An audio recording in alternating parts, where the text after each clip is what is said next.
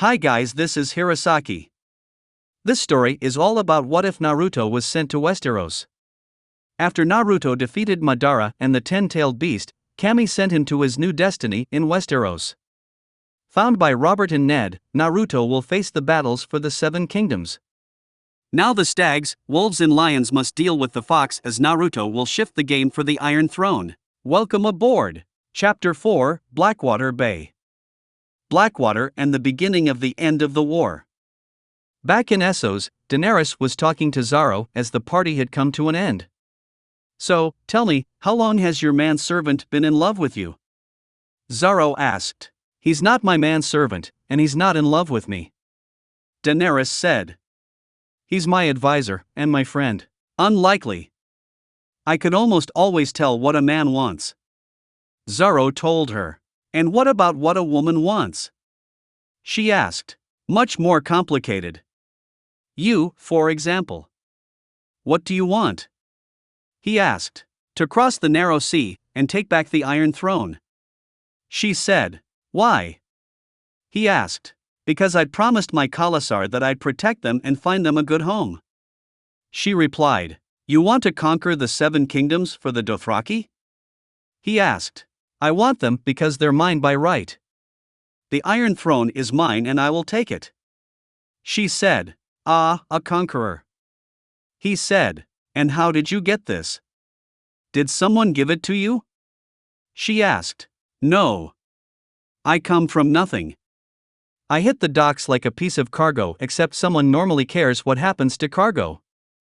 Zaro said. So, you wanted more than you had and you took it.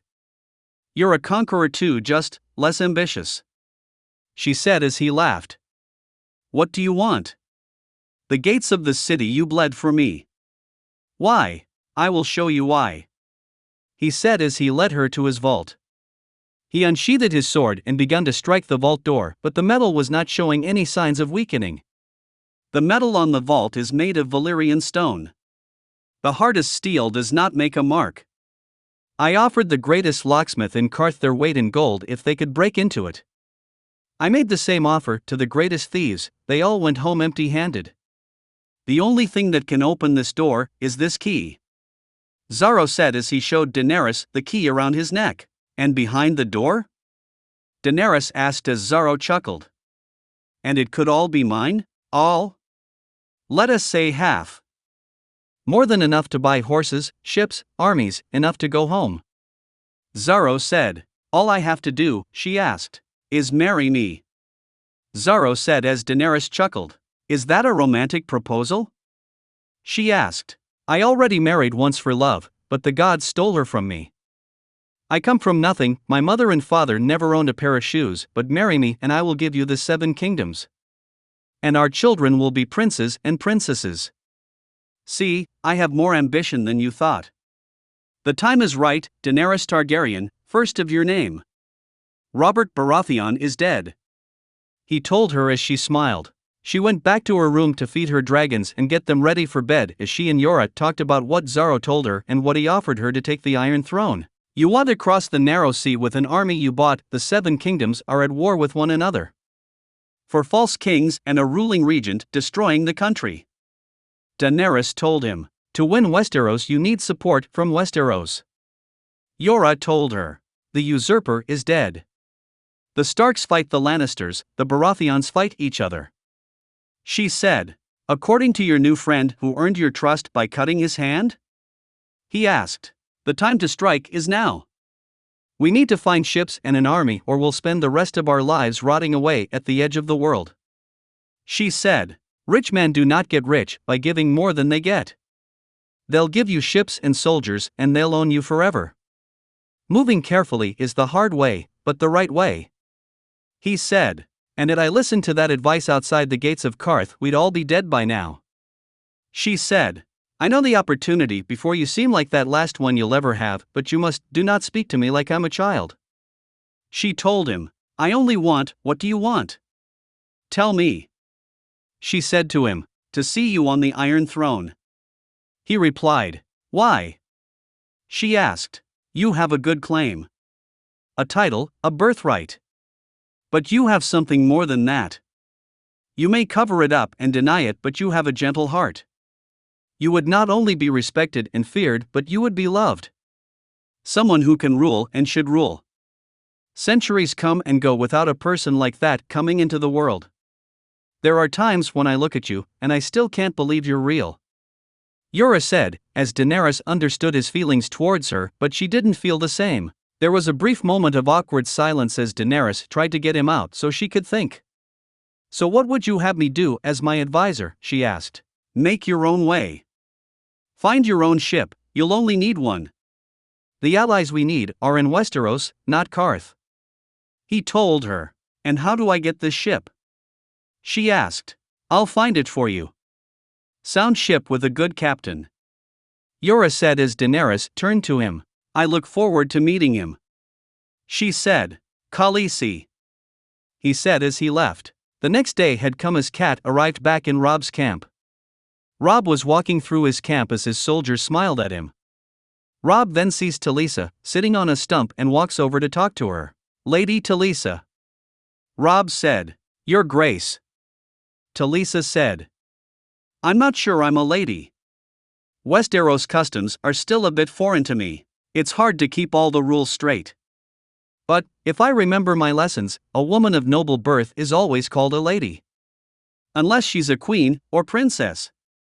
I could find someone who knows. Robb joked. Why are you so sure that I'm of noble birth? She asked. Because it's obvious. Robb said. What if I told you that my father sold lace on the Long Bridge?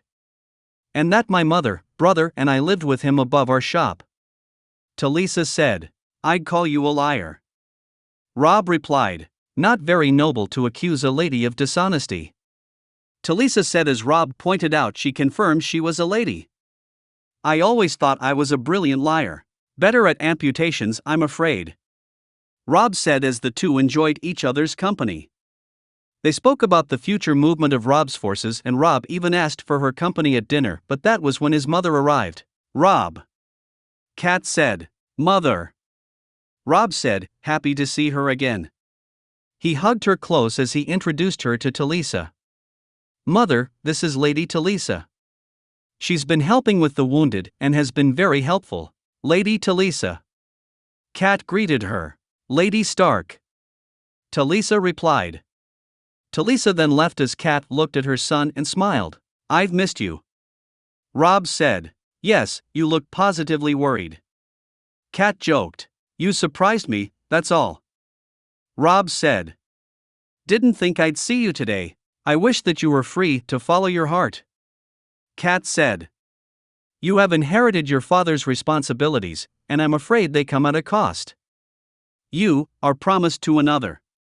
A debt that must be paid. I know. Robb said. Well, I also have some good news. Naruto is returning to King's Landing with a force of the Tyrells and some Baratheons. He now has the means to aid us in this war, once he deals with Stannis. Cat told him. Good. Robb said. How was the defense of the north? Cat asked. Good. Theon is remaining up north with Ser Roderick and Bran to keep a watch over the north. They were able to repel the attacks by the Greyjoys, but something tells me that they will try again. Robb said. Well, hopefully they've given up. Now I have another message straight from Naruto, and Jaime Lannister is to remain unharmed while he is our prisoner. Naruto has plans for him. Cat said as she handed him the note Naruto gave her. Robb read the note and a smile began to appear on his face. Dear Robb. Well done on your progress and victories against the Lannisters. Your father would be proud. Even though hearing the news of your declaration to become King of the North has caused some more problems, I'm proud of how far you've come. But even though you want to be king in the North and have the North under a separate rule, you have to understand that will cause a lot more problems in the future. Now that you have declared yourself a separate kingdom, the other 6 will flock to do so as well, and I can't govern a nation that is completely divided. I need to maintain a sense of order and hierarchy. Believe me, I understand why the Northerners would want to separate themselves, but there are ways for you to achieve what you want and to remove the possible problems we could face in the future. A treaty and alliance between the King of the North and the King of Westeros could solve that. But until there is a time that it seems peaceful enough for me to leave King's Landing and come to see you in person and not as a clone, that will have to wait. I have to deal with Stannis' attempt to take the throne for himself, but he will never be king. I also have plans for the Lannisters, and for my plans to work, unfortunately for us, Jaime Lannister must stay alive. Believe me, there is nothing that I would like more than to see him dead, but that will have to wait. Keep him alive, for now, and don't let anyone near him. He is a crafty and cunning liar and will do anything to escape. Look after your troops and your people.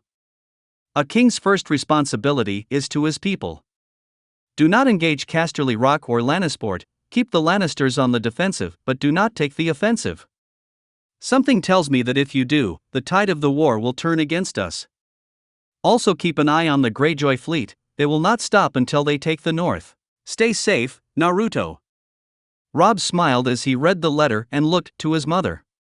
Do you think Naruto will really do it? Take that kind of responsibility? Robb asked. He's already has experience ruling. It's just to make it official. Kat said. Alright, we'll adjust our plans and Jaime Lannister will be kept alive for now. Robb said. Back in King's Landing, a memorial service was held for Renly Baratheon. His body was moved to the September of Baelor as the Silent Sisters performs funeral rites and the priests of the September was reciting prayers for Renly's spirit. Naruto, Marjorie, Loras and many others were in attendance for Renly's funeral as Loras and Marjorie watched seeing the king being buried next to his brother, Robert. When the service was over, Naruto had Grand Maester Pycelle send out a raven to every lord in the 7 kingdoms and explain what Stannis did. Using the Red Woman to make a shadow demon and consorting with the dark arts, and that he killed his brother, Renly. Stannis was the kinslayer and is acting regent of King's Landing and the 7 kingdoms. Naruto declared that Stannis was unfit for the throne and has no right to it. After the funeral, Marjorie and Loras returned to the Red Keep while Naruto, Ser Barristan, Kleber, Kurama and Brienne were walking through the city, taking note of what would need to be done to prepare against the attack. Naruto watched as the people of King's Landing went through their daily activities and he needed to make sure that they were kept safe and away from the fight. What you thinking about, Kit? Kurama asked. Just some ideas about the coming attack. We're going to need to keep the people safe and away from the fighting. Naruto said. We can lock down the gates to each part of the city and have some guards around to keep the people off the streets, Lord Naruto. That will keep the civilians away from the fighting. Ser Kleber said. Good idea. We can have some of the city watch patrolling areas to keep people off the streets. Naruto said as a man walked up to the group. Ah, Lord Naruto, wonderful to meet you. I am Wisdom Haleen of the Alchemist's Guild. Haleen said as he bowed. Nice to meet you as well. Naruto said. I heard you are preparing the city to defend against Stannis Baratheon and I believe I may have something that will help you immensely. Haleen said as he led Naruto and the others to the guild's headquarters. Naruto, Brienne, Barristan and Kleber were escorted into the Alchemist's Guild building as Haleen handed a small jar containing wildfire, a very powerful and dangerous flammable substance. I've never actually seen it, only read about it. Naruto said as he looked at the liquid. You know, I heard an old sailor proverb, piss on wildfire and your cock burns off. Ser Kleber joked. Well, I have never conducted such an experiment, but it may be true. The substance burns so hot it melts wood, stone, even steel, and of course flesh. The substance burns so hot it burns flesh in minutes. Haleen said as Naruto handed the wildfire back to him. After the dragons died, wildfire was the key to the Targaryen power. So how do we use it? Ser Barristan asked. The jars are placed in catapults and flung at the enemy. Haleen said. If we can get soldiers to man the catapults, then we might the target 1 time out of 10, but in a battle, things can get a bit messy. We fling them at him, Stannis flings it back and causes chaos, and with wildfire we run the risk of burning the men who are trying to protect the city. Ser Kleber said. He's right. Using them as catapult ammunition is too risky. But maybe we can use it in another way. How much do you have? Naruto asked. I last checked our reserves at around 1,000 jars. And that is the wildfire that hasn't been used since a Targaryen sat on the throne. Haleen said. That may be all we need. Gather the pots together and wait for further instructions. Naruto told him. Yes, my lord. Helene said with a bow. Naruto, Baristan, Kleber, Brienne and Kurama left the Alchemists Guild and walked through the city and up to the docks. What are you thinking, your grace? Brienne asked. Stannis knows King's Landing. He knows the city, he knows where the walls are strongest and where the gates are weakest. He'll know exactly where and how hard to hit us. And he won't stop until he kills us all. Naruto said. So how do we stop him? Ser Baristan asked as Naruto looked out Blackwater Bay and the small parts of beach leading up to the wall. We keep his ships from entering Blackwater Bay. We force him outside the walls and we don't let him inside. We use the wildfire to decimate his fleet and force him to come ashore. Naruto said as he pointed out where they would set up the attack. We can have the archers set up along the walls to thin out his numbers. But the beach is still quite large. Ser Kleber said. Obstructions and obstacles would be able to funnel Stannis' troops exactly where we want them. Stannis knows that the sea is the best option to take King's Landing and we use that to our advantage. Get soldiers geared to reinforce the walls and create spiked obstacles along the beach line. They'll funnel his soldiers exactly where we want them. Naruto said as they nodded. Yes, your grace. Ser Kleber said, but we'll have to prepare to fight on two fronts. Stannis will most likely keep us occupied by the sea so he can divert his troops to the Mudgate. It's the weakest of the gates and a good ram could have it down soon. Naruto said. We set up an ambush. Destroy his troops and the ram at the same time. Ser Baristan said. Exactly. Come, we've got work to do. Naruto said as they walked back to the Red Keep to discuss strategy. Naruto had Ser Loras accompany them since he would speak for his troops. Grand Maester Pycelle gathered all of the gate and tunnel maps of the city as well as architectural information for the walls. Ser Loras, we've come up with a plan to fight Stannis when he arrives. Since you represent your troops, you will need to know the plan. Naruto said as Loras nodded. So, what do we do? Loras asked. Stannis has a fleet of 200 sailing here. He'll want to use the sea advantage to take the city. He'll sail his ships into Blackwater Bay, which will give him the most direct access to land his troops and take the city. We'll have several ships guarding parts of the wall that have no beach access so Stannis can't send in smaller boats to flank. Naruto said as he pointed to the part of the bay that had no beach access. Then we send in a ship filled with wildfire and sail it right into Stannis' fleet and blow it and most of his ships to hell. Ser Kleber said. Cutting off Stannis' fleet from the rest of the bay. Loras said. Exactly. Stannis cannot risk to send in more ships with the wildfire spreading so he'll want to send his troops ashore, here. Naruto said, pointing to the closest part of the beach in Blackwater Bay. He'll have his troops march up to the wall and try to secure the beach. We'll have traps spread along the beach line to thin his troops and funnel them where we want them. Baristan said. With the failed beach attack, Stannis will need to try and take a gate to let his troops into the city. The Mud Gate would be the best target. It's the smallest and weakest out of the others. He'll have his troops move there to bring it down. Naruto said as he pointed to the gate on the map. Fortunately, the gate also provides the perfect flanking opportunity. There are some secret tunnels that Maester Pycelle found that haven't been in use since the Targaryens ruled the city. We can have our archers set up there and Stannis won't even know. Brienne said. Then all we have to do is keep Stannis from breaking the Mud Gate. We push him back enough, his troops won't want to fight anymore. Naruto said. Nice. Loras commented. Loras, have your best archers manned on the walls near the beach here, Naruto said pointing on the map. And have a group by the Mud Gate as well. Right. Loras said. The City Watch will man the walls as well and the rest of our forces will deploy along the wall providing more support and when the time comes, I'll lead the charge against Stannis' forces.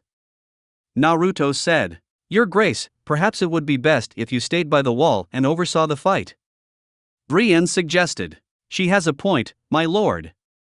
If you fall in battle, we'll most definitely lose this fight. Ser Kleber said. I appreciate your concern, but I'm not sending soldiers into a battle that I am not fighting in. I ask that no man does anything that I am not willing to do. Naruto said as they smiled. Spoken like a true king, your grace. Ser Barristan said as Naruto smiled.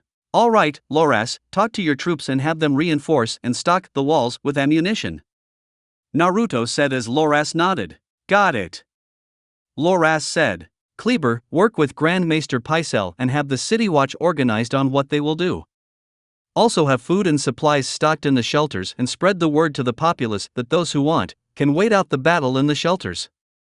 Naruto said. Yes, my lord. Kleber said. Brienne, Barristan, get men to begin the construction of the traps along the beach and mud gate. Naruto said. Yes, your grace.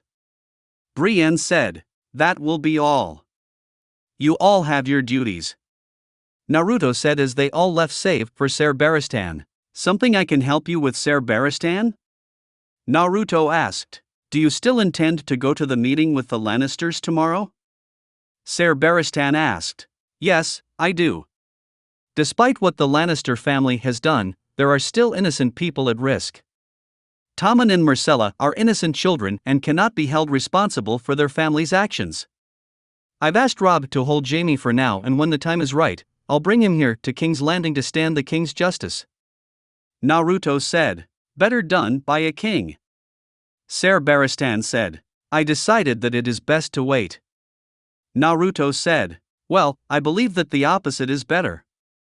King's Landing needs a king, and with Renly's death, there is no better person to sit on the throne. Ser Barristan said. If you take the crown, your troops will flock to fight for a just king. And the other kingdoms will come to your side to fight with a ruler who knows what he is doing. Ser Barristan said as Naruto thought for a second. I will take you and Brienne with me to the meeting tomorrow. Naruto said as Barristan looked at him. And inform Grand Maester Pycelle that when we return, it is time. Naruto said as Barristan smiled. Yes, your grace. Barristan said with a smile. Ser Barristan opened the door to leave and saw Marjorie there about to knock. Oh, forgive me, Ser Barristan. Marjorie said. It's quite all right. I was just leaving.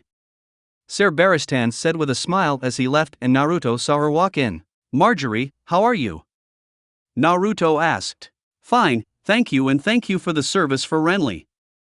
Marjorie said. It was my pleasure. Renly is now at peace with his brother. And maybe the two can mend fences.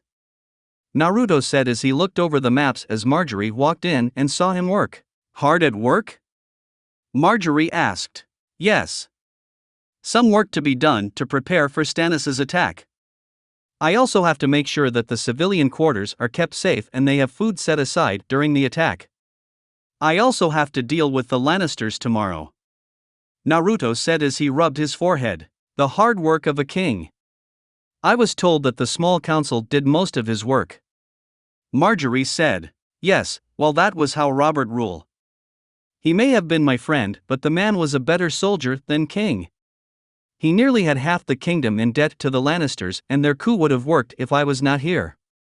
Naruto said as Marjorie smiled. Quite admirable of you, Naruto. Looking over a city yourself when you could have men do it for you.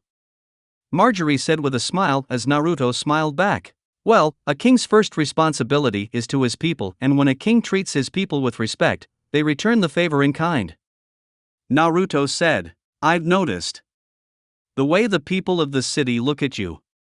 How they hold up your banner in pride, and the children praise and cheer your name. Marjorie said. Not quite the city you were expecting, is it? Naruto asked as she smiled. No, not quite how I imagine King's Landing. You hear these tales of how the city only favors the elite and the noble. Marjorie said as she walked around.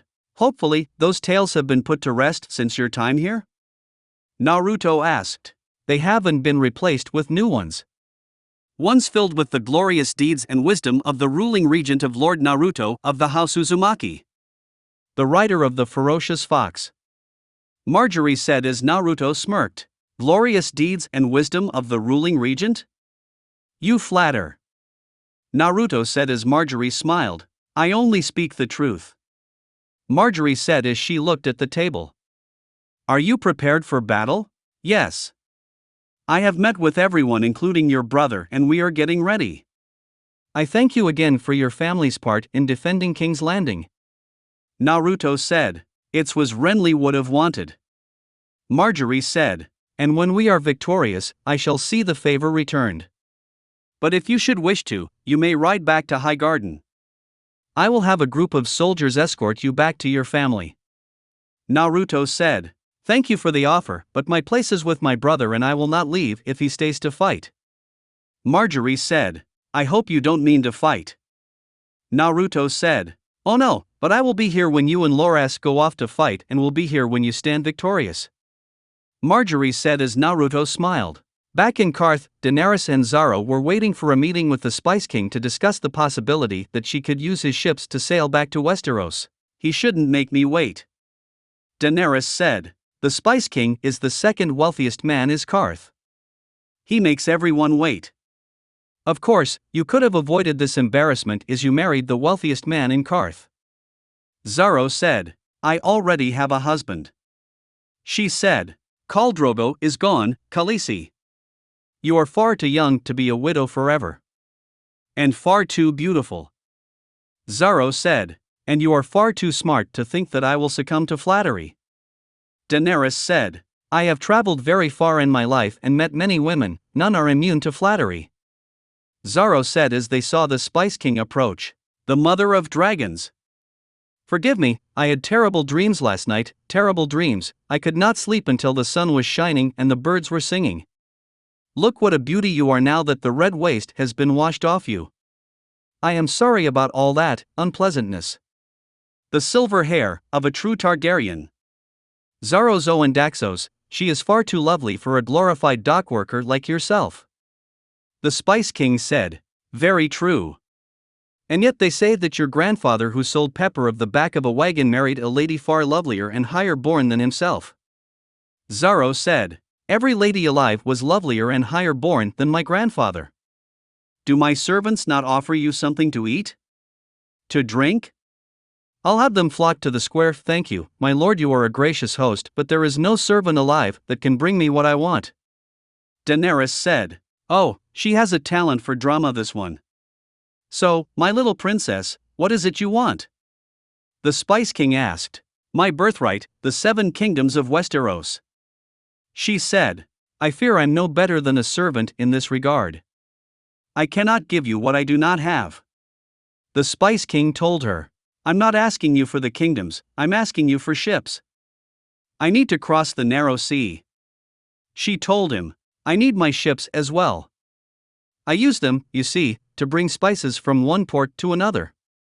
The Spice King said. Whatever you give me I promise you, you will be paid 3 times over when I retake the Iron Throne. She told him. Retake? He asked. Did you once sit on the Iron Throne? My father sat there. Before he was murdered. Daenerys said. But if you did not sit on it yourself, wouldn't it be correct to say take the Iron Throne? The Spice King pointed out. I didn't come here to argue grammar. Daenerys said. Of course not. You came here to take my ships. So let me explain my position, princess. Unlike you, I do not have exalted ancestors. I make my living by trade, and I judge every trade on its merits. You ask for my ships, you say that I shall be repaid triple. I do not doubt your honesty or your intentions, but before you repay your debts, you must seize the 7 kingdoms. Do you have an army? The Spice King asked. Not yet. She replied. You do not have an army. Do you have powerful allies in Westeros? He asked. There are many there that support my claim. Daenerys said. When were you there last? He asked. I left when I was a baby. She said. So, in truth, you have no allies. He pointed out.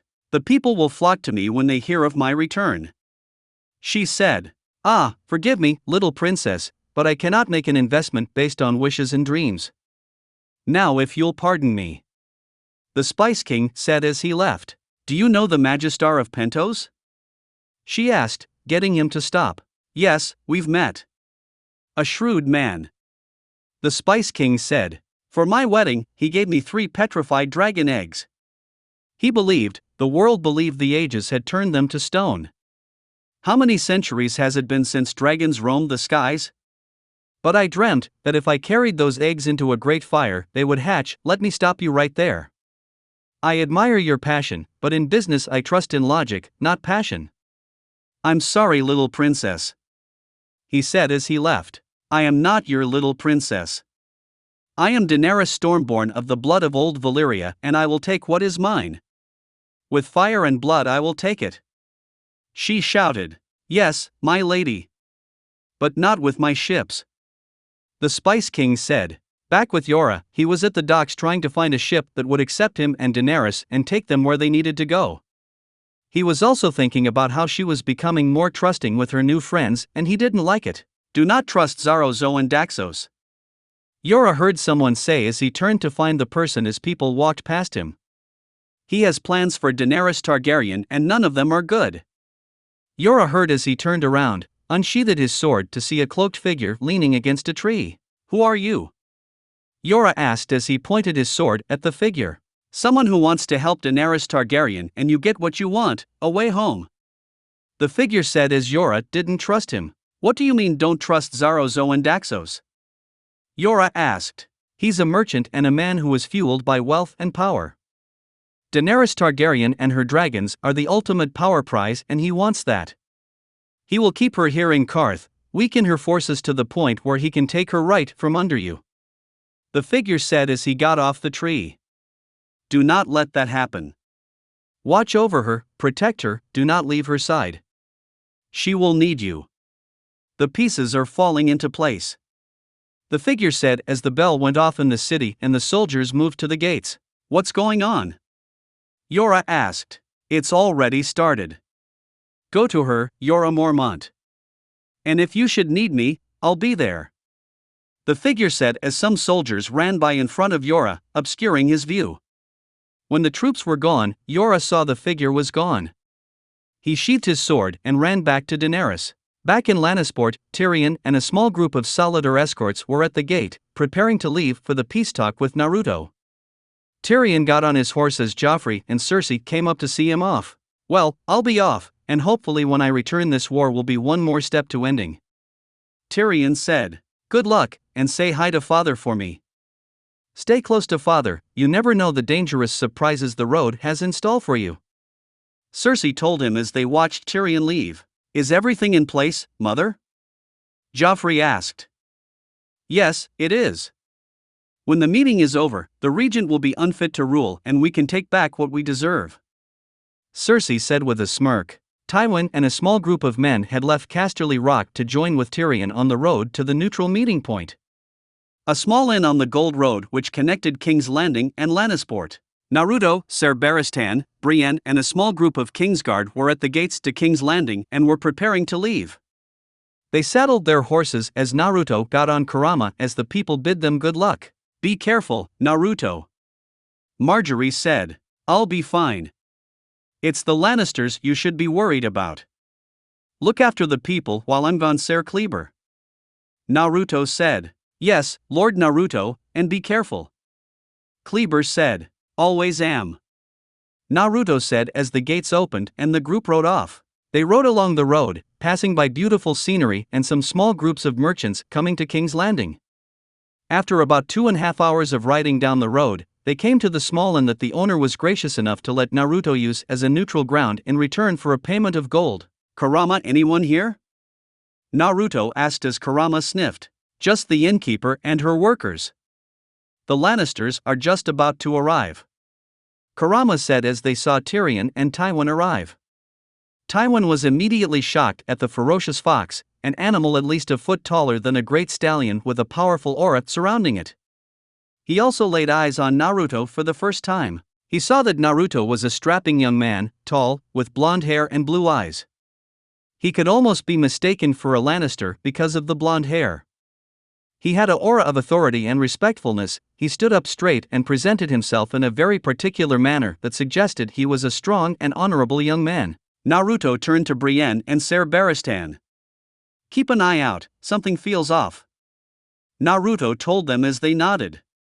They got off their horses as the Lannisters did the same. Naruto walked up to Tyrion and the two shook hands. Naruto, it's good to see you. Tyrion said with a smile. Good to see you as well, Tyrion. I actually have a gift.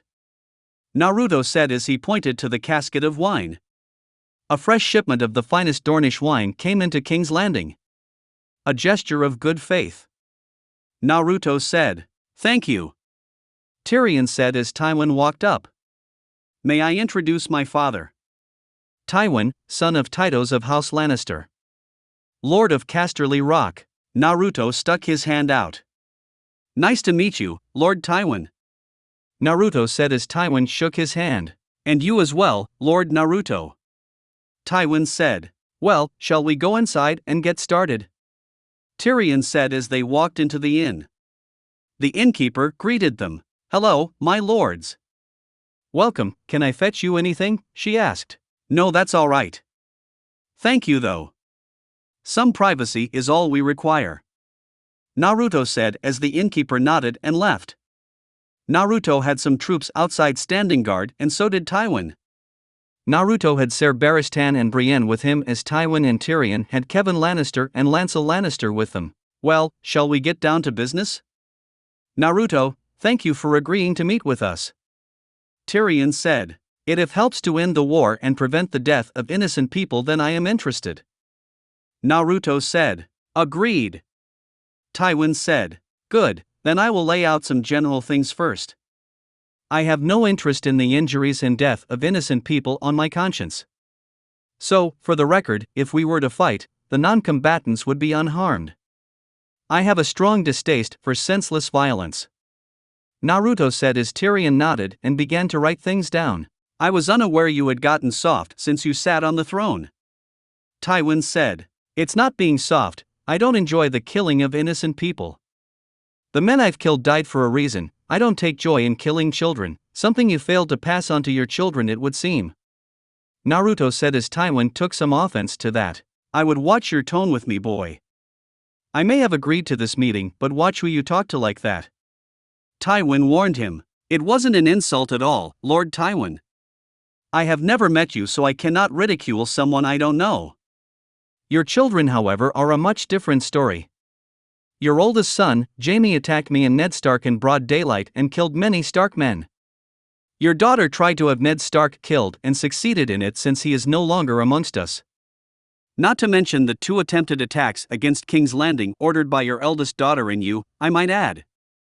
Naruto said as Tywin looked at him. And unfortunately, the apples don't fall far from the tree as your oldest grandson Joffrey seems to have inherited their idiocy by ordering attacks against me twice.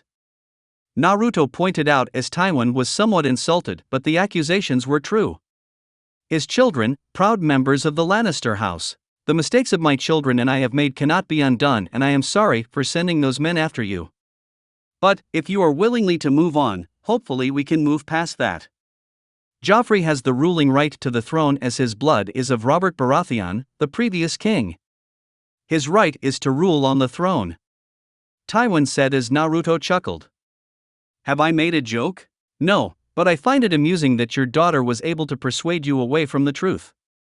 Everyone in the 7 kingdoms knows the truth, so does she, yet she would continue to state that a boy born of incest has a right to rule. Funny, really. Naruto said, Joffrey is Robert's son. He is the heir to the throne. Tywin said as Naruto shook his head. Perhaps you would best understand this claim if heard from your daughter's mouth. Naruto said as he pulled out the scroll and played the message that had Cersei admit that Joffrey was hers and Jaime's. Jon Arryn found out the truth and he died because of it. Ned Stark found out and she tried to have him killed and your children would do anything to keep the secret from getting out. Even to go as far as to kill a 10-year-old boy. Naruto said as he played the recording of Jaime admitting to pushing Bran out the window and swearing he would kill anyone to be with his sister. Tywin was shocked to hear it, even though they were recordings, it was his daughter's voice, he couldn't deny that. Jaime's voice was also spot on and the idea that this could be true brought Tywin sick to his stomach. It's rather interesting that no one put it together in the first place, even Robert. All Baratheons have been black of hair and eyes until Joffrey, Tommen and Myrcella wore blonde of hair and green of eyes. That only happens if Robert didn't bed your daughter. Naruto told him as Tywin thought about it for a second, and the evidence seemed to pile up against Cersei's claim that the evidence was false. Naruto speaks the truth, father. Everyone knows about Jaime and Cersei. No one speaks out of fear of Cersei, but Naruto speaks the truth. Joffrey, Tommen and Myrcella are not Robert's children but Jaime's. Tyrion said as Tywin looked at him. I'm sorry that you had to find out this way and not from the words of your children, but it is true. Robert has no direct heirs to the throne. Your daughter knew that but would do anything to sit on the throne. Naruto told him. My children. Tywin said as he put his head in these hands. I would not put your family name in ruin just yet. Your son Tyrion is much more honorable than the other two. Despite his size, he is just as much a Lannister as you are. And it seems he's been doing well, ruling in Lannisport from what I've heard. Naruto said as Tyrion smiled. Let's keep moving on with the terms. Tywin said, trying to change the subject to give him more time to think. Right, Robb Stark as of the moment has Jaime Lannister captive. And his forces have been successful in the battles and are pushing closer and closer to Casterly Rock. I have sent a message to Robb, and should you accept terms of surrender, your son may be released. Naruto said. You could get Robb Stark to let my son go free? Tywin asked. Not free. I'm afraid, Lord Tywin, your son has several crimes he needs to stand trial for. The attempted murder of Brandon Stark of Winterfell, the attacks against me and the Starks, and for conspiracy in the death of Jon Arryn. Naruto said. Do you think I would allow you to take my son and ostracize him like the village idiot? Tywin asked. It's that or death. This chance, Jaime has the opportunity to go with some honor. And I'm afraid that there is the matter your daughter had to play, but I will leave that punishment up to you. Naruto told him as Tywin was fuming in frustration. His entire legacy he left behind was horrid, the incest grandchildren born by two murderers and deceitful liars. I am sorry, Lord Tywin. But there is a chance for the Lannister house to rise up out of this. Stop the war and accept peace, to prevent the death of thousands of innocent people. If you continue this war, your legacy will die when Robb Stark and I am forced to end this. Broker for peace, and you can build up the Lannister house reputation again, and on your terms. Naruto said. You understand that a man's legacy is the most important. Tywin said. It is. My father sacrificed himself to save the village he ruled. He gave up his life the day I was born so that I could live, and hoped that I would carry on his legacy. And he was right. When this war is over, you could be known as Tywin Lannister, the man who died in battle, and with it, House Lannister. Or you could be known as Tywin Lannister, the man who helped broker peace and save the Seven Kingdoms. Naruto told him as Tywin thought for a second. What would this treaty entail? Tywin asked, not noticing that the bushes and trees outside were moving. If we can come to an understanding, House Lannister will be allowed to live. Naruto was cut off when heard a crossbow bolt fire. It came through the window and at Naruto's head, but Naruto reached up and grabbed it before it hit. Ambush! Naruto heard a soldier yell outside as Naruto stood up and he, Barristan and Brienne drew their swords. Naruto, this wasn't me. I didn't plan this. Tyrion yelled as more crossbow bolts were shot into the room, but Kurama ran in and caught them with his tails. He then threw them back outside, and they killed the archers hidden in the trees. Kit, we're under attack. Kurama yelled as he ran back outside. Naruto, Brienne and Barristan followed as they ran outside to see a large group of Lannister soldiers, but also a group of unknown soldiers as well. They saw Naruto and two charged at him as Naruto flipped over them and delivered a wide sword slash and slashed their necks, causing blood to fly out.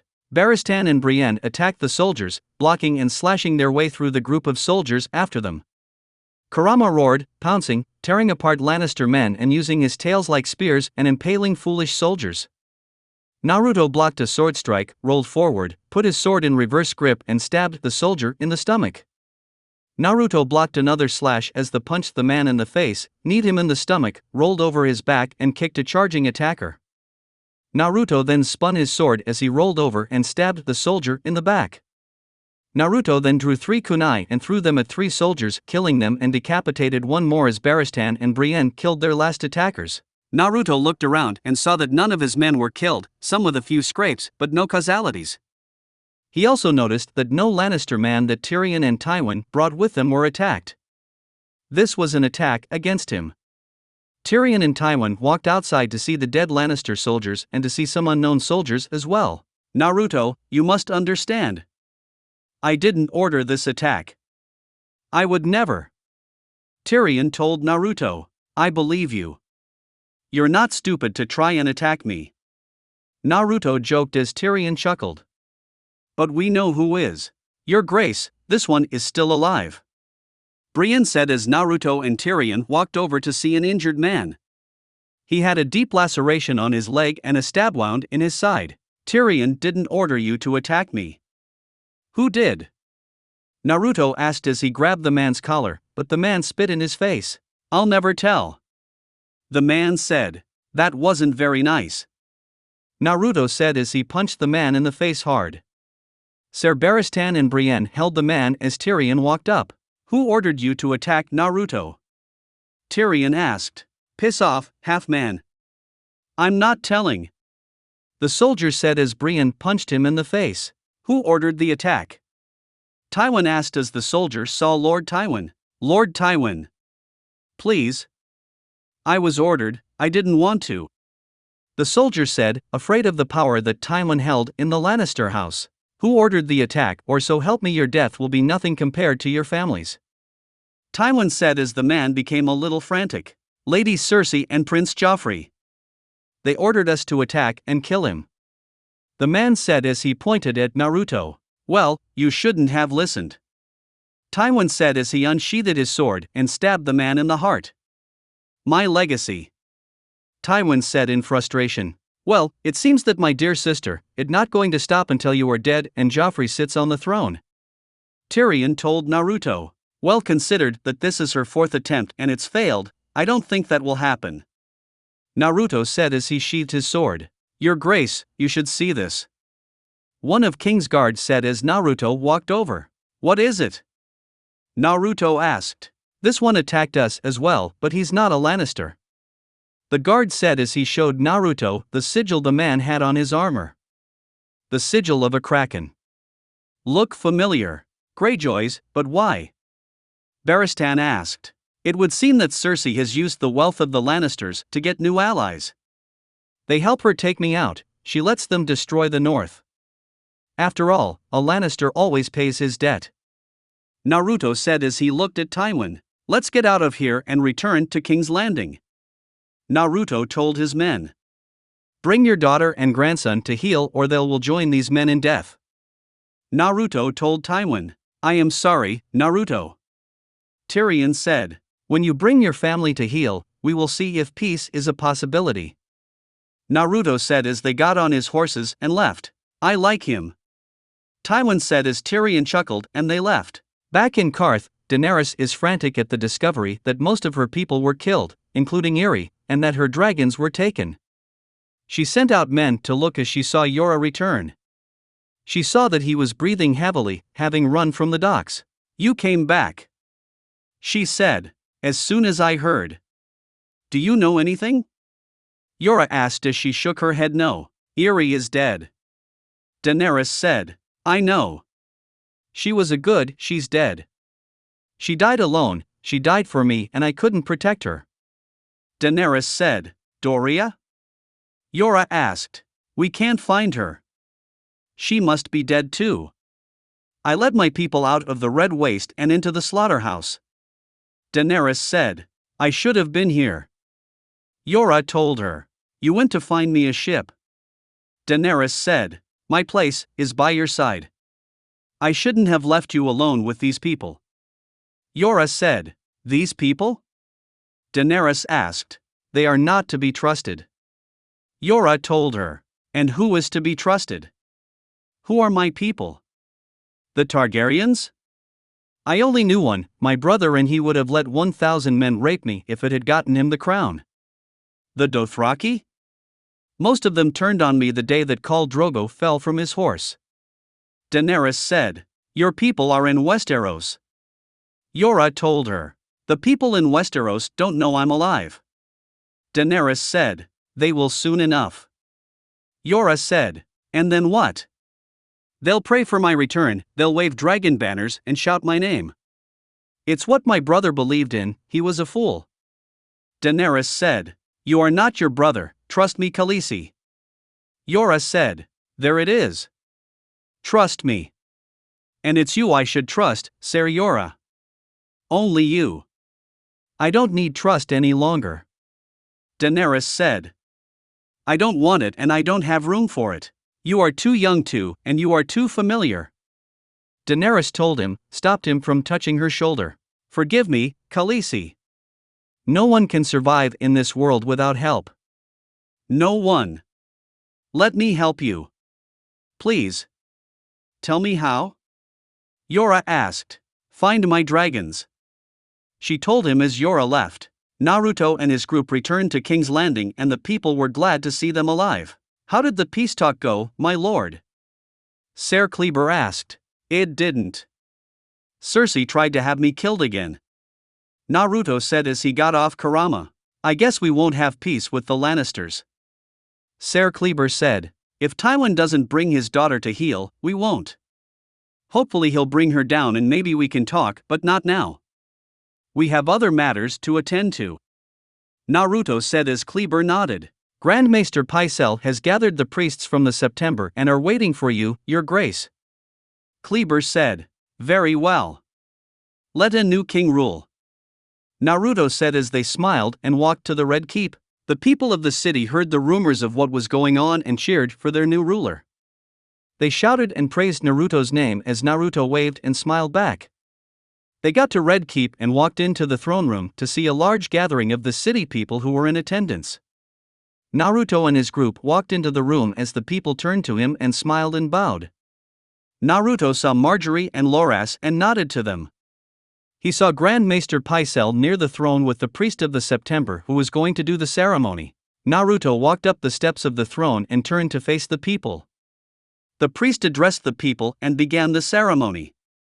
By the light of the seven, may the gods watch over and protect you as you take the role of guardian of the realm. May you be the light in the valley of darkness, may you be the warrior to defend us. May the gods grant you strength and courage. May the Father help him bring justice to the enemies who would seek to do him harm. May the warrior grant him courage and protect him in this perilous times. May the smith grant him strength, so he might carry this heavy burden. May the crone, she that knows the fate of all men, show him the path he must walk, guide him through the dark places that lie ahead. In the light of the seven, I now proclaim Naruto of the House Uzumaki, first of his name, King of the Undulls and the First Men, and Lord of the Seven Kingdoms. The priest said as he put the crown on Naruto's head. Long may he reign. The priest said. Long may he reign. The people repeated as they clapped and cheered loudly for their new king. Naruto looked at Ser Barristan and nodded. He smiled as he winked at Marjorie, who was smiling at him.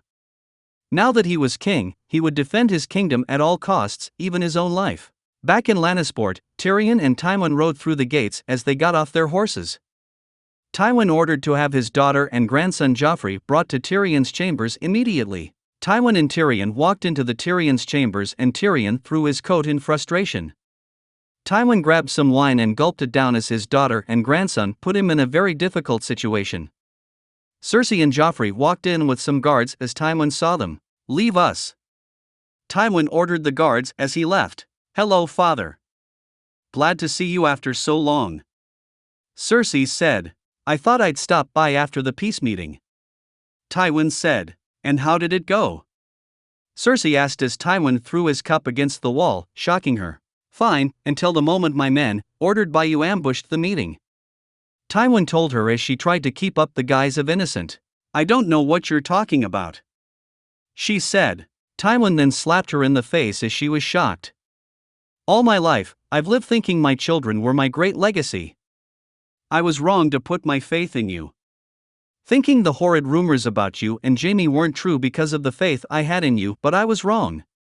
Tywin said. Father, enough. I've had enough of your lies and schemes.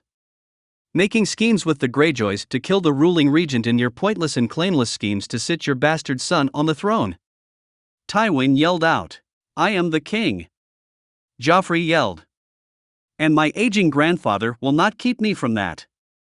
Joffrey yelled as Tywin smacked him. You are a bastard of incest, not a king. Tywin yelled as Joffrey stormed out. Father, whatever lies you were told, they aren't lies, dear sister. We both know that. Tyrion said. Quiet, you little monster. Cersei told him. Tyrion is the only one among you who has not brought shame to his house. You and Jaime together, the attempted murder of the Stark boy, the relentless attacks against the crown, and for what? The Lannisters have no claim to throne. If only I saw that sooner. Tywin said as he opened the door to get his guards. Take my daughter to her room and do not let her out unless I command you, and so help me if you even think of disobeying me. Tywin ordered as they dragged Cersei away. Ugh, this whole situation is getting more complicated. Tywin said as Tyrion poured him a glass of wine. Well, now that you know the truth, perhaps we can rise out of it. Tyrion said. The first step will be to talk with Naruto and possibly end this war. Tywin said. That won't be easy. With Cersei's scheme to ally ourselves with the Greyjoys, the Northerners have even more of a reason to continue the war. I believe we will have to do a lot of work to fix Cersei's foolish attempt to take power. Tyrion said. You know what's funny, is that if I had to choose between my family and Naruto as of right now, without family ties to bind me, I would choose Naruto in a heartbeat. Tywin said. As would I. Tyrion said as the father and son began to slowly repair their bond. Back in Qarth, Yora asked around trying to find out who stole Daenerys's dragons. Yora asked Kaith of Asshai and she tells him that the person who stole the dragons is with Daenerys right now as Yora ran back. Daenerys was with Kovaro and Xaro as she pleaded with the 13th about information on where he dragons could be. I did not leave the comfort of my home to come to yours and be called a thief. The Spice King told Xaro. No one is calling you a thief. Xaro said. Who is she to accuse us? The Spice King said. Please, they're my children. I'm begging you. Daenerys said. Begging us? It wasn't very long ago you were threatening us. A member said. Without me, the dragons will die.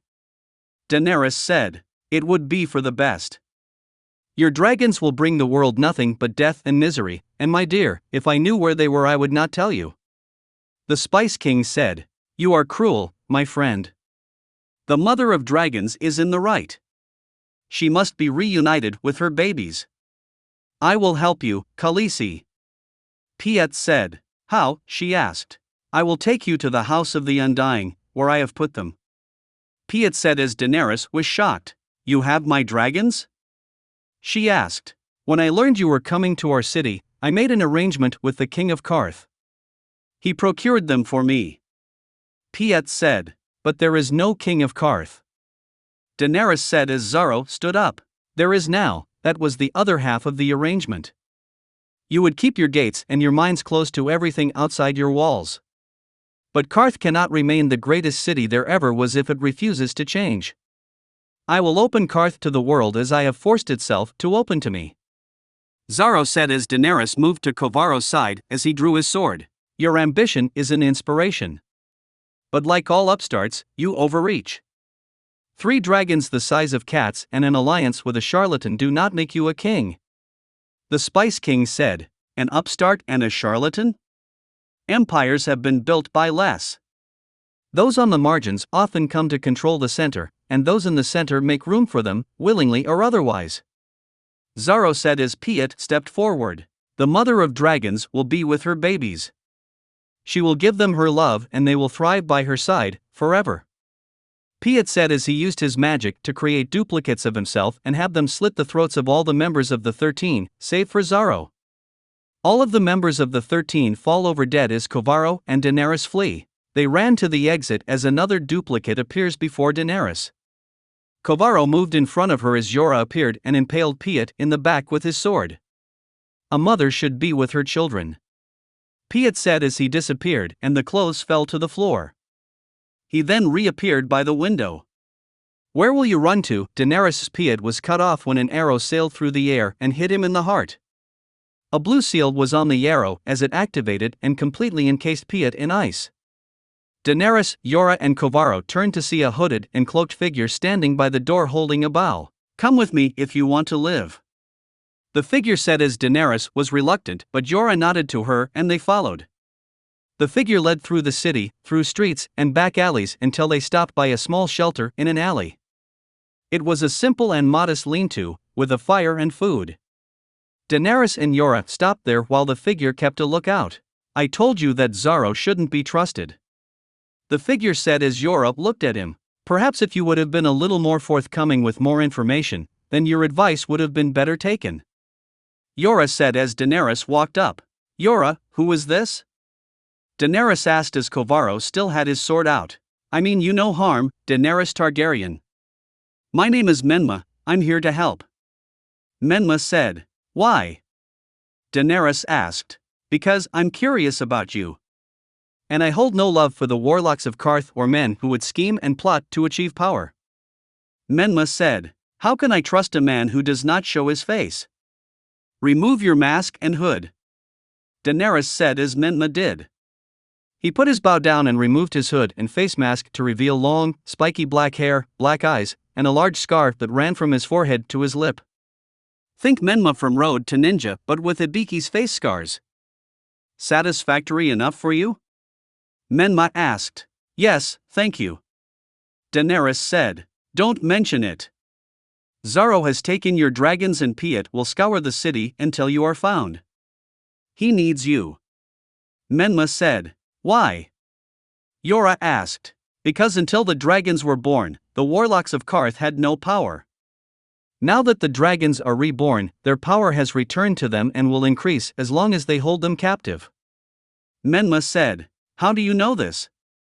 Daenerys asked. I've been sneaking around Qarth ever since the Xaro let you in. I figured the warlocks were going to plan something and I was right. You need to leave, you're not safe here. Piet will not stop until he finds you. Menma told her. He's right, Khaleesi. We must leave. I found a ship with a good captain, we can sail for Astapor tomorrow. Jorah told her. I'm not leaving my children. Daenerys said. They are not your children. I know they call you the mother of dragons and I know you care for them, but you did not carry them, they did not suckle at your breast, they are dragons, Khaleesi. Jorah said.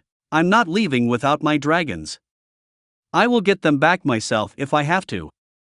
Daenerys said. If you do that, you'll be doing exactly what they want you to. The warlocks will be expecting you and if you step into the House of the Undying, you will never leave. Jorah told her. Let them try. My magic is just as strong as theirs. I cannot leave the only children I will ever have. Daenerys told Jorah. If you're serious about getting them back, I will take you to the House of the Undying and go in with you. Menma said as he put his bow on his back. The warlocks of Qarth may be strong, but not as strong as me. Menma said. Thank you.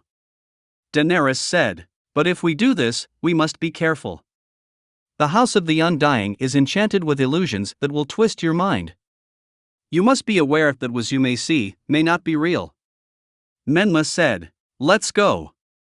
Jorah said as they left and Menma led them to the House of the Undying. Line break XXXXX. Days had passed after Naruto was crowned new king of the Seven Kingdoms. The city was in content and cheered and praised their new ruler. Ravens flew in from various parts of the kingdom as lords of houses gave praise to the new ruler and would be coming to see him, should he defend the city from Stannis. Even though the city was praising their new king, there were serious matters to attend to. The city was preparing to fight against Stannis and his fleet. The walls around the city were reinforced as best they could be and supplies were stocked to the shelters. The soldiers were given their duties of manning the walls as archers or preparing traps for the enemy. Naruto would go himself to inspect the areas and make sure everything was fine and that the soldiers were in good condition. He also made sure the people were okay and assured that he wouldn't let anything happen to them. Naruto worked with the armorers and smiths of the city to develop seal arrows, arrows that had seals on them so when they were shot, they would do different things such as burst into flames, freeze into ice or multiply. Naruto had clones work overtime to stock the walls with enough seal arrows to stand a week-long siege, hopefully they wouldn't need to. Naruto worked with Ser Barristan on the traps near the mud gate. They set up several spike pits so unlucky soldiers would fall to their doom. They would take advantage of the secret tunnels and place archers there to thin out Stannis' troops and, when necessary, flank them and attack. Naruto was now in the council room with Brienne, Barristan, Kleber and Kurama. As the best smith in the city had created a set of armor for Naruto and Kurama. The smith worked tirelessly with Naruto on creating a set of churka armor for Naruto and Kurama. Naruto found out that by feeding churka into the hot metal ore when it's being crafted, helped to enhance the metal's strength and durability and make it lighter.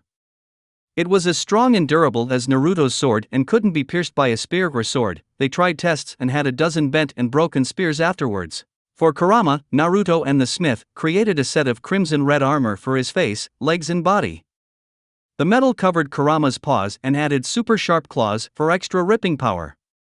The body part covered from Kurama's shoulders to his tail and was decorated with metal sketching of Kurama and the leaf symbol. The headpiece fit over Kurama's face so it didn't obscure his vision and had a sharp point on the forehead so Kurama could stab the enemies.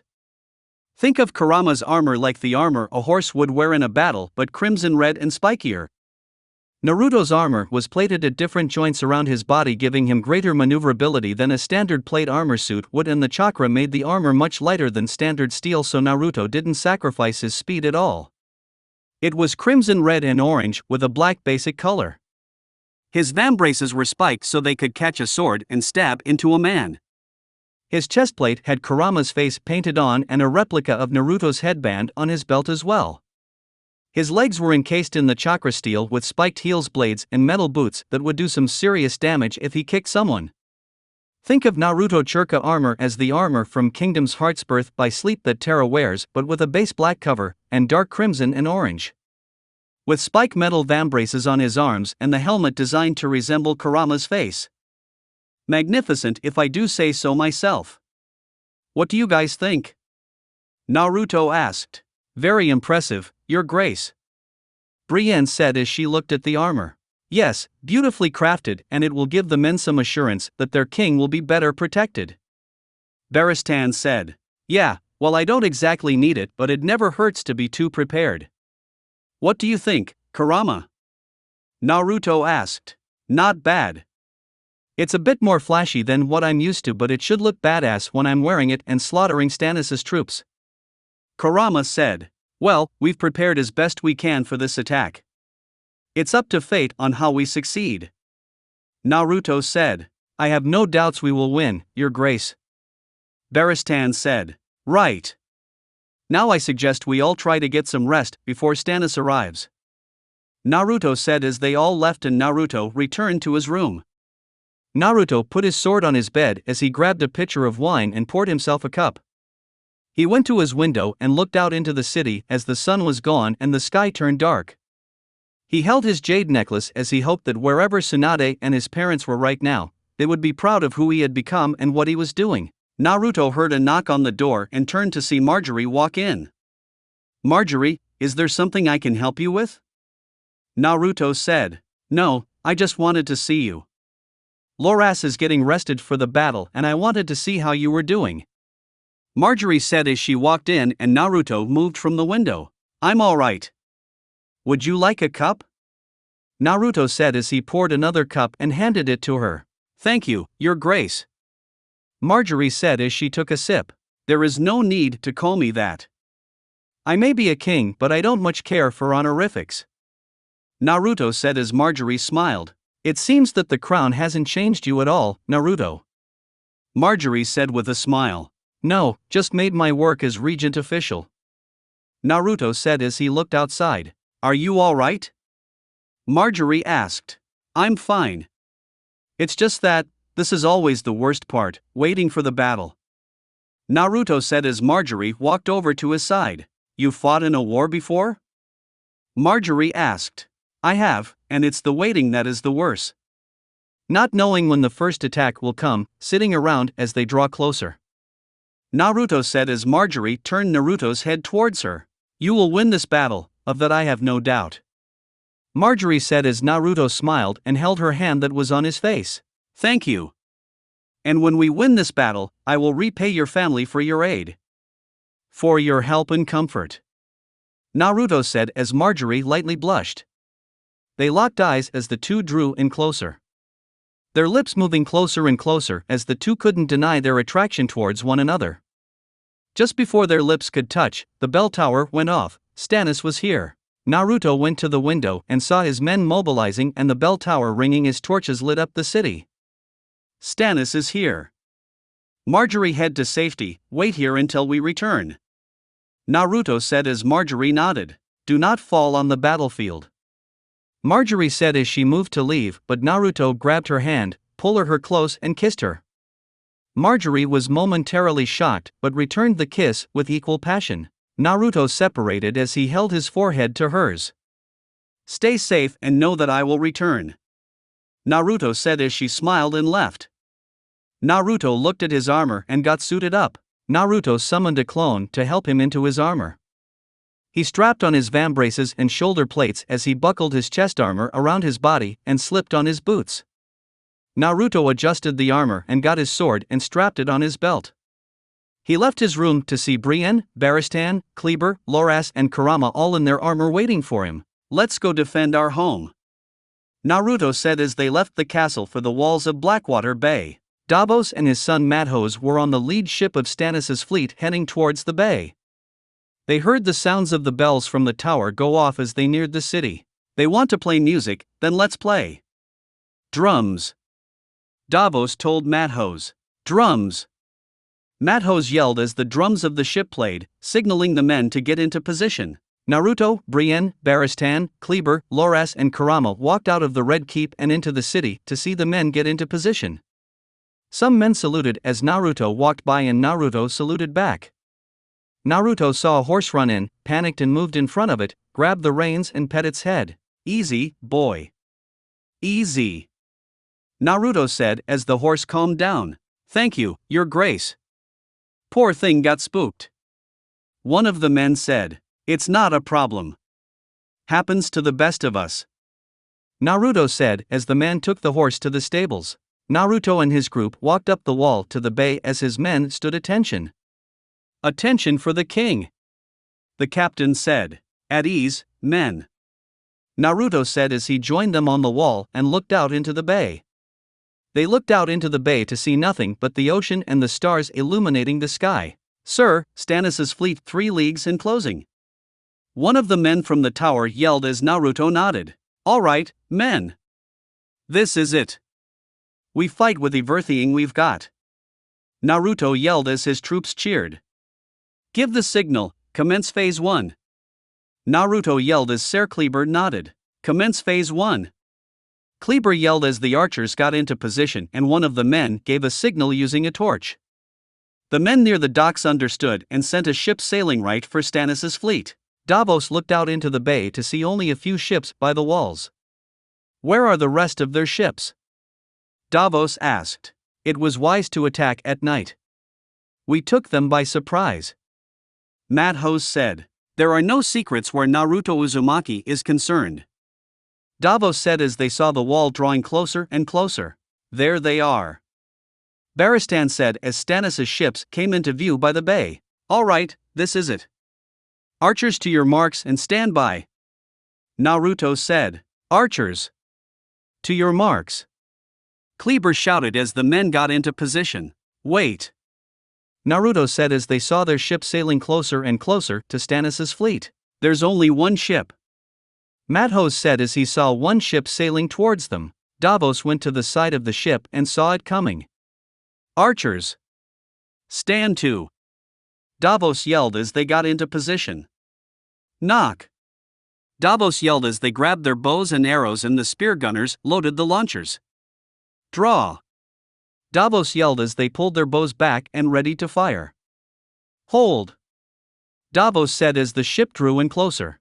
Davos saw the ship sail beside them with no one on board and a stick keeping the wheel in place. There's no one on board, Davos said in confusion. Madhos went to the back of the ship to get a better view as the ship passed. Davos then saw that at the back of the ship, there was a green liquid spilling out into the sea and recognized it as wildfire. Wildfire. Steer clear. Steer clear, Davos shouted as the ship tried to turn away. Naruto saw that the ship was close enough and was time to enact phase 2. He grabbed a bow and arrow with a red seal, which meant the arrow would burst into flames. He pulled the arrow back as hard as he could and aimed high. He then let go as the flaming arrow sailed through the air, over Stannis' ships and hit the wildfire, which began to spread. Mathos! Get down! Davos was cut off when the wildfire exploded and killed Mathos and pushed Davos with such force that he flew off his ship and into the bay. The rest of the wildfire exploded, taking a large portion of Stannis' ships with it as a great green explosion filled the night with bright green light. Many shielded their eyes as the explosion was so bright. The wildfire spread to other ships, catching the wood and men on fire as they screamed in pain and dove into the ocean to escape the burn. The wildfire and the broken and destroyed ships created a blockade preventing Stannis' ships from going any further. Stannis' men watched in horror as the wildfire spread and their comrades were dying. Stannis was unsympathetic and needed to find another way to the city. Prepare to land. The boy has played his little trick. He can only play it one. Stannis ordered. Your Grace, the wildfire, were too far from the gate. Fire, their archers, hundreds will die. His guards said. Thousands. Stannis said as he moved to the long boat. Come with me and take this city. Stannis yelled as his men cheered and climbed into the long boats. Stannis and his men rowed in the long boats by the hundreds to reach the beach. They rowed with great haste to reach the beach as Naruto saw them do exactly what he expected them to do. Now for Phase 3. They're coming ashore. Just like we planned. Kleber said. Ser Barristan, gather the archers and move towards the mudgate just as we planned. Tell them to kill any man that touches solid ground, but do not move from their cover. Naruto said. Yes, Your Grace. Barristan said as he left. Now we rain fire on them. Naruto said as Kleber nodded. Archers, ready. Kleber yelled as they got into position. Load blue arrows. Kleber yelled as the archers drew blue seal arrows. Draw. Kleber yelled as they drew back their bows. Loose. Kleber yelled as they shot a volley of arrows at Stannis' men. The arrows flew through the air and when they hit something they exploded in a burst of ice, freezing anything they touched. Some hit the water, creating ice spikes which some boats hit and the men were forced to ditch. Others managed to hit boats and freeze them while others hit men and froze them solid. Another volley of ice. Naruto yelled as Kleber nodded. Draw. Loose. Kleber yelled as the archers launched another volley of ice arrows and they hit their targets. Fire red arrows. Naruto said as the archers loaded red seal arrows. Draw. Loose. Kleber yelled as the archers shot red seal arrows which bursts into flames as they hit something. Men were hit with the flame arrows and caught on fire as the sky was filled with fire arrows. They men fired again as they kept firing and Stannis finally managed to touch ground. Some of his men were killed with arrows, while others fell into the spike pits that were laid out. Others took cover by the spiked obstacles and forced to run down the paths that weren't blocked but hit with arrows, just like Naruto planned. Some managed to make it through the volley of arrows as they ran up the wall. Others carried ladders to climb and tried to run to the wall. Load yellow arrows. Naruto said as the archers load yellow seal arrows. They fired at the charging forces as the yellow seals activated and made one arrow into 3. The yellow seal arrow was a shadow clone seal arrow which multiplied anything into 3. Now a larger swarm of arrows hit the enemies as more died.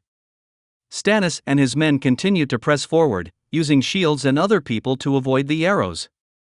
Stannis and his men managed to get to the wall as archers shot more arrows and tossed rocks or bricks down on them. To the mudgate, go now! Stannis yelled.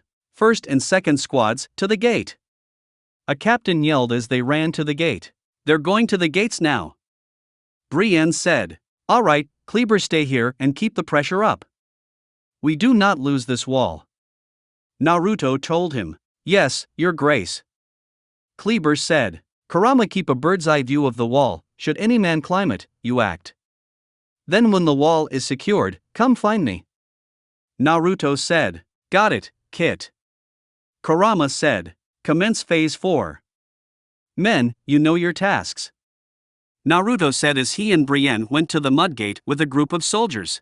I want to thank you, Brienne, for being by my side during this," Naruto said as they walked to the gate. "There are no thanks needed. I should thank you for letting me fight for a just king," Brienne said as they arrived at the gate. The archers on top of the gate were firing below as the archers near the secret entrances were firing as well and thinning out the group of soldiers attacking the gate. But more and more were coming as they weren't giving up. Naruto decided to face them on the battlefield, so he created about 50 clones and had them jump the gate and charge. The clones jumped over the gate as arrows zoomed past them and engaged Stannis' troops. The clones drew their swords and attacked Stannis' troops, hacking and slashing their way as the enemies fought back. More of Stannis' troops were killed as 1 or 2 clones were killed by an arrow or by a throwing axe. As the clones dispatched the men, more and more longboats came to ashore with more men charging at the clones. Some clones went through hand signs and used jutsus like Great Breakthrough or Dragon Flame Jutsu to cut them down, while other clones used Razengans to dispatch more and more troops. Another large garrison of troops arrived via the land and flanked the clones as they put up a fight. Soon the clones were beginning to poof away, but more of Stannis' men were falling. Speaking of Stannis, he was still by the wall as his men were able to get 2 ladders up on the wall. He climbed it as he fought and killed a few soldiers but was kicked back by Kleber. Kurama then jumped down and landed on the wall as he tore apart and clawed soldiers. Stannis saw the fox and charged at him, swinging his sword down, but it bounced off the armor Kurama had on. Kurama then used a tail and knocked Stannis off the wall and onto the beach. Stannis groaned in pain as his men helped him up and took him to the mud gate. "All right, time for phase 5. Kurama said as he ran to Naruto. Naruto's clones were almost gone as Stannis' lands troops had finally arrived and helped the sea troops take out the clones. Some of Stannis' men began to bring the battering ram up as the last of Naruto's clone dissipated. Naruto knew they were coming to the gate, but all of Stannis' men were now exactly where they needed to be. Naruto saw Kurama land near him. "Kit, Stannis is rejoining his men here. Let's end this," Kurama said. "Right, time for phase 5. Naruto shouted as he got on. Kurama and Brienne and Barristan got on horses as well. Naruto then looked at one of the men. "You know the plan, count to 10 and we end this," Naruto said. "Yes, Your Grace," the man said as Naruto, Brienne and Barristan joined Loras. Stannis' troops continued to push the gate as the archers did not let up. The men were able to get the battering ram at the gate and began to ram it. Stannis arrived and saw his men pushing the gate and smiled. He had won. Once that gate was down, the city was his. He then saw a flaming arrow sail high in the sky. Then he heard a loud rumbling as it got louder and louder as he saw that a large force was coming towards him. "Charge!"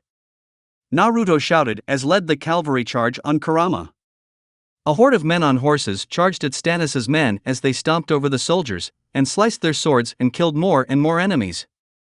While Naruto led his group from the side, another group charged from the secret entrance, so Stannis' men were hit on 2 sides.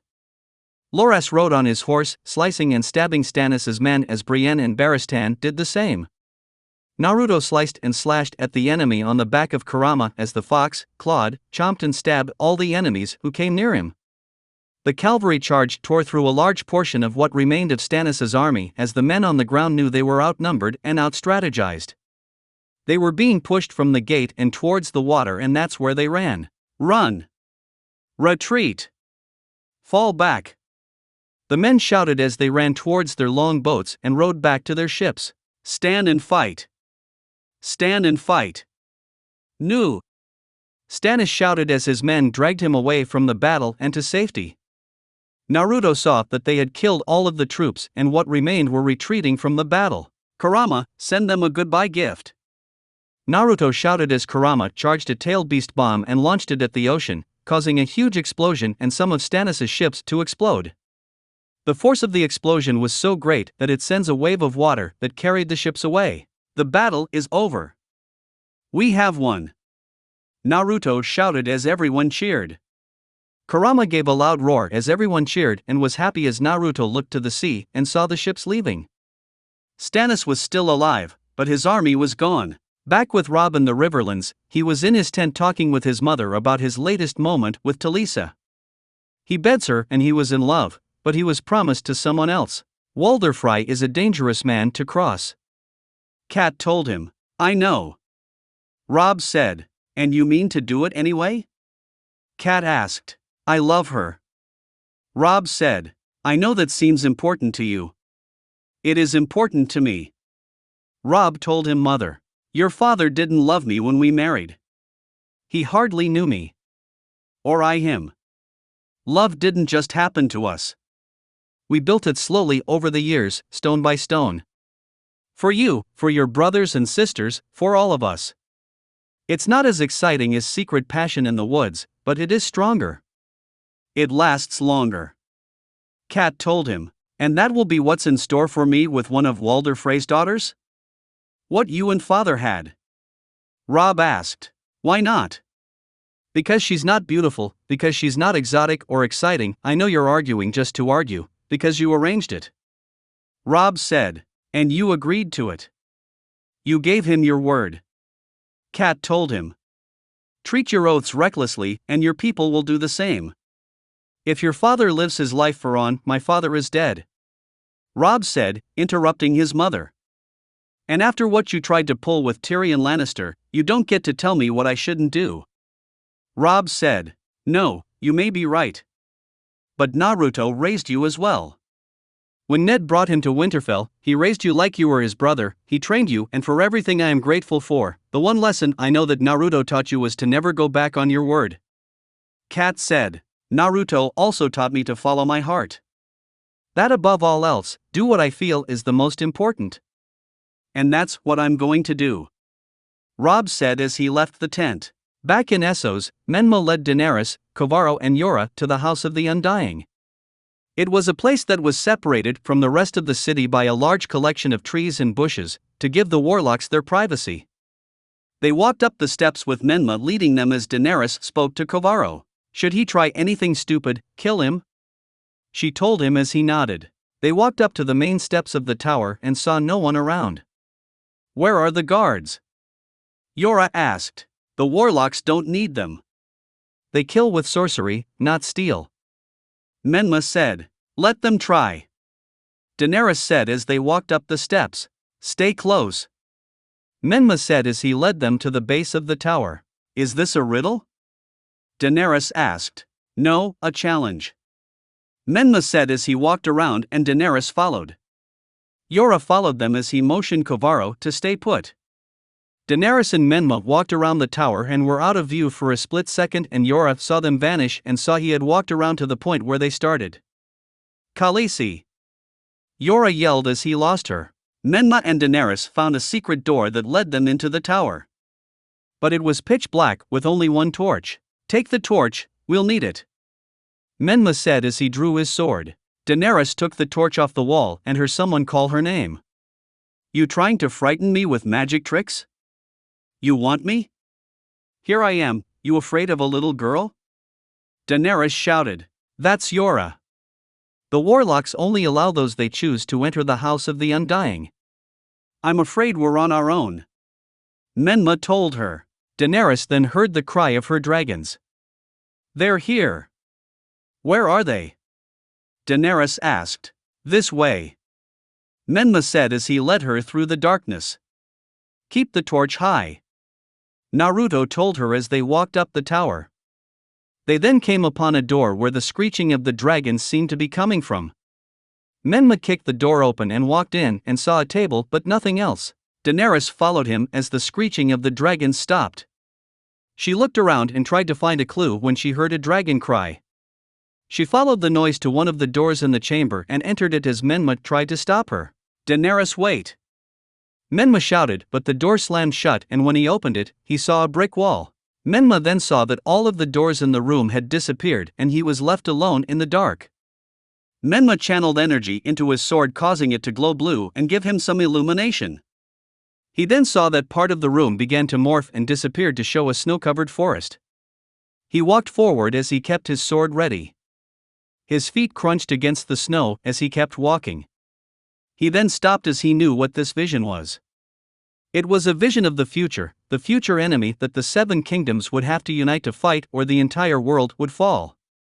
He heard that loud screech of something that had not been heard of for thousands of years, the White Walkers. With Daenerys, as soon as she opened the door she was hit with a bright light. She shielded her eyes as she walked forward, and when she walked through and her eyes adjusted themselves, she couldn't believe what she saw. It was the throne room at King's Landing. The Iron Throne was right in front of her. But the most interesting thing was that the room was filled with people, talking and discussing matters of importance. Some turned to her and bowed their head. "Good evening, my lady." A man said, "You look lovely as always, my lady." Another said as Daenerys nervously smiled, confused at what was going on. She looked around to see that the throne room was decorated with beautiful tapestries and had 4 banners hung up. One banner she recognized as her family banner with the 3-headed dragon. Another she saw was a direwolf, which was House Stark, and the third was a flower, so House Tyrell. The last one she did not know, it was a fox with 9 tails and a leaf symbol in the center. She was very confused. Why were these 4 banners here? Then a knight in golden armor approached her. She saw that the man in the armor was Yora. "Khaleesi, there you are. I've been looking for you. Your husband was wondering where you went off." Yora said as she followed him, confused. "My husband?" Daenerys asked. "Yes, it's your daughter's name day. They were waiting for you." Yora said. "My daughter?"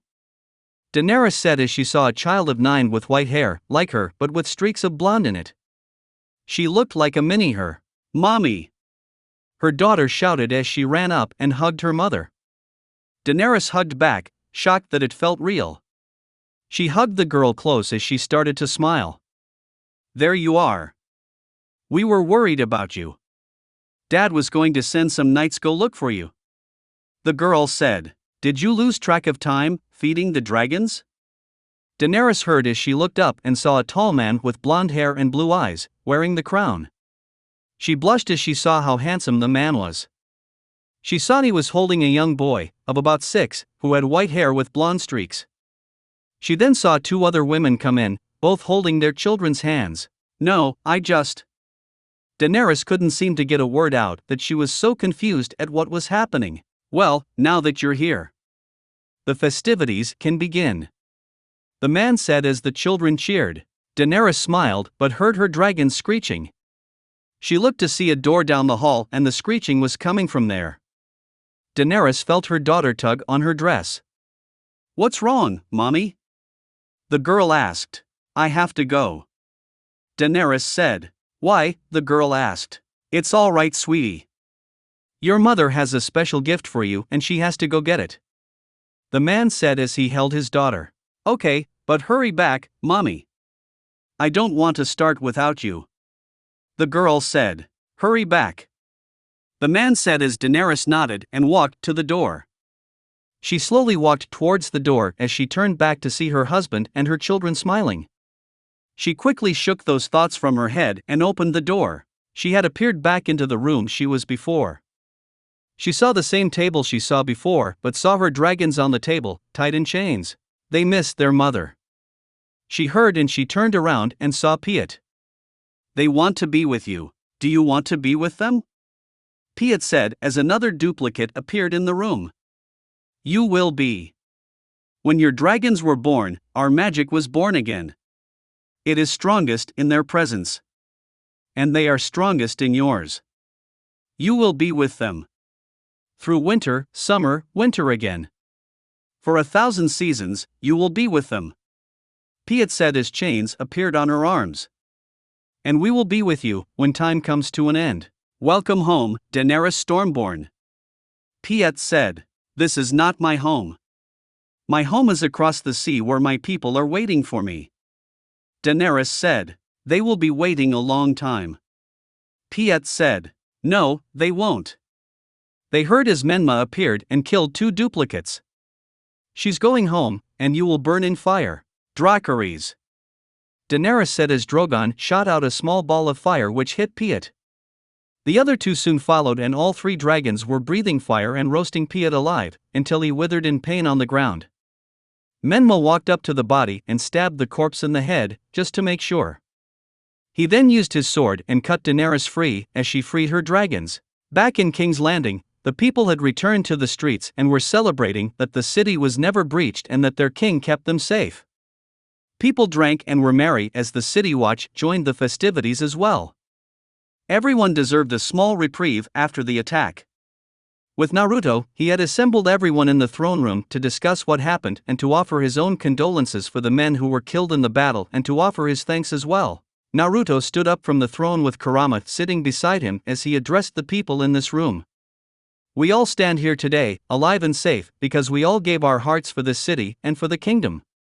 King's Landing is safe and Stannis Baratheon has fled back to Dragonstone, but he too shall be brought to justice for his crimes, and the dead shall have their peace. Naruto said as everyone clapped. Grand Maester Pycelle, send a raven to every lord in the 7 kingdoms telling them of their new king and that Stannis Baratheon is considered an enemy of the crown as well as Melisandre of Asshai. Naruto said. Yes, your grace. Pycelle said. Ser Kleber, please step forward. Naruto said as Ser Kleber did. I thank you for your services in preparing for and defending King's Landing against Stannis.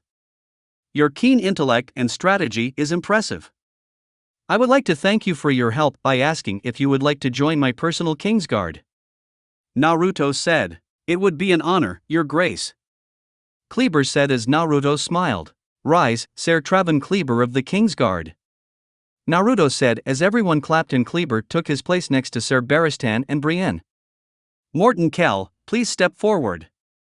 Naruto said as Morton Kell, a captain of the City Watch, stepped forward and took a knee. Captain, I would like to thank you for your bravery and leadership during the battle.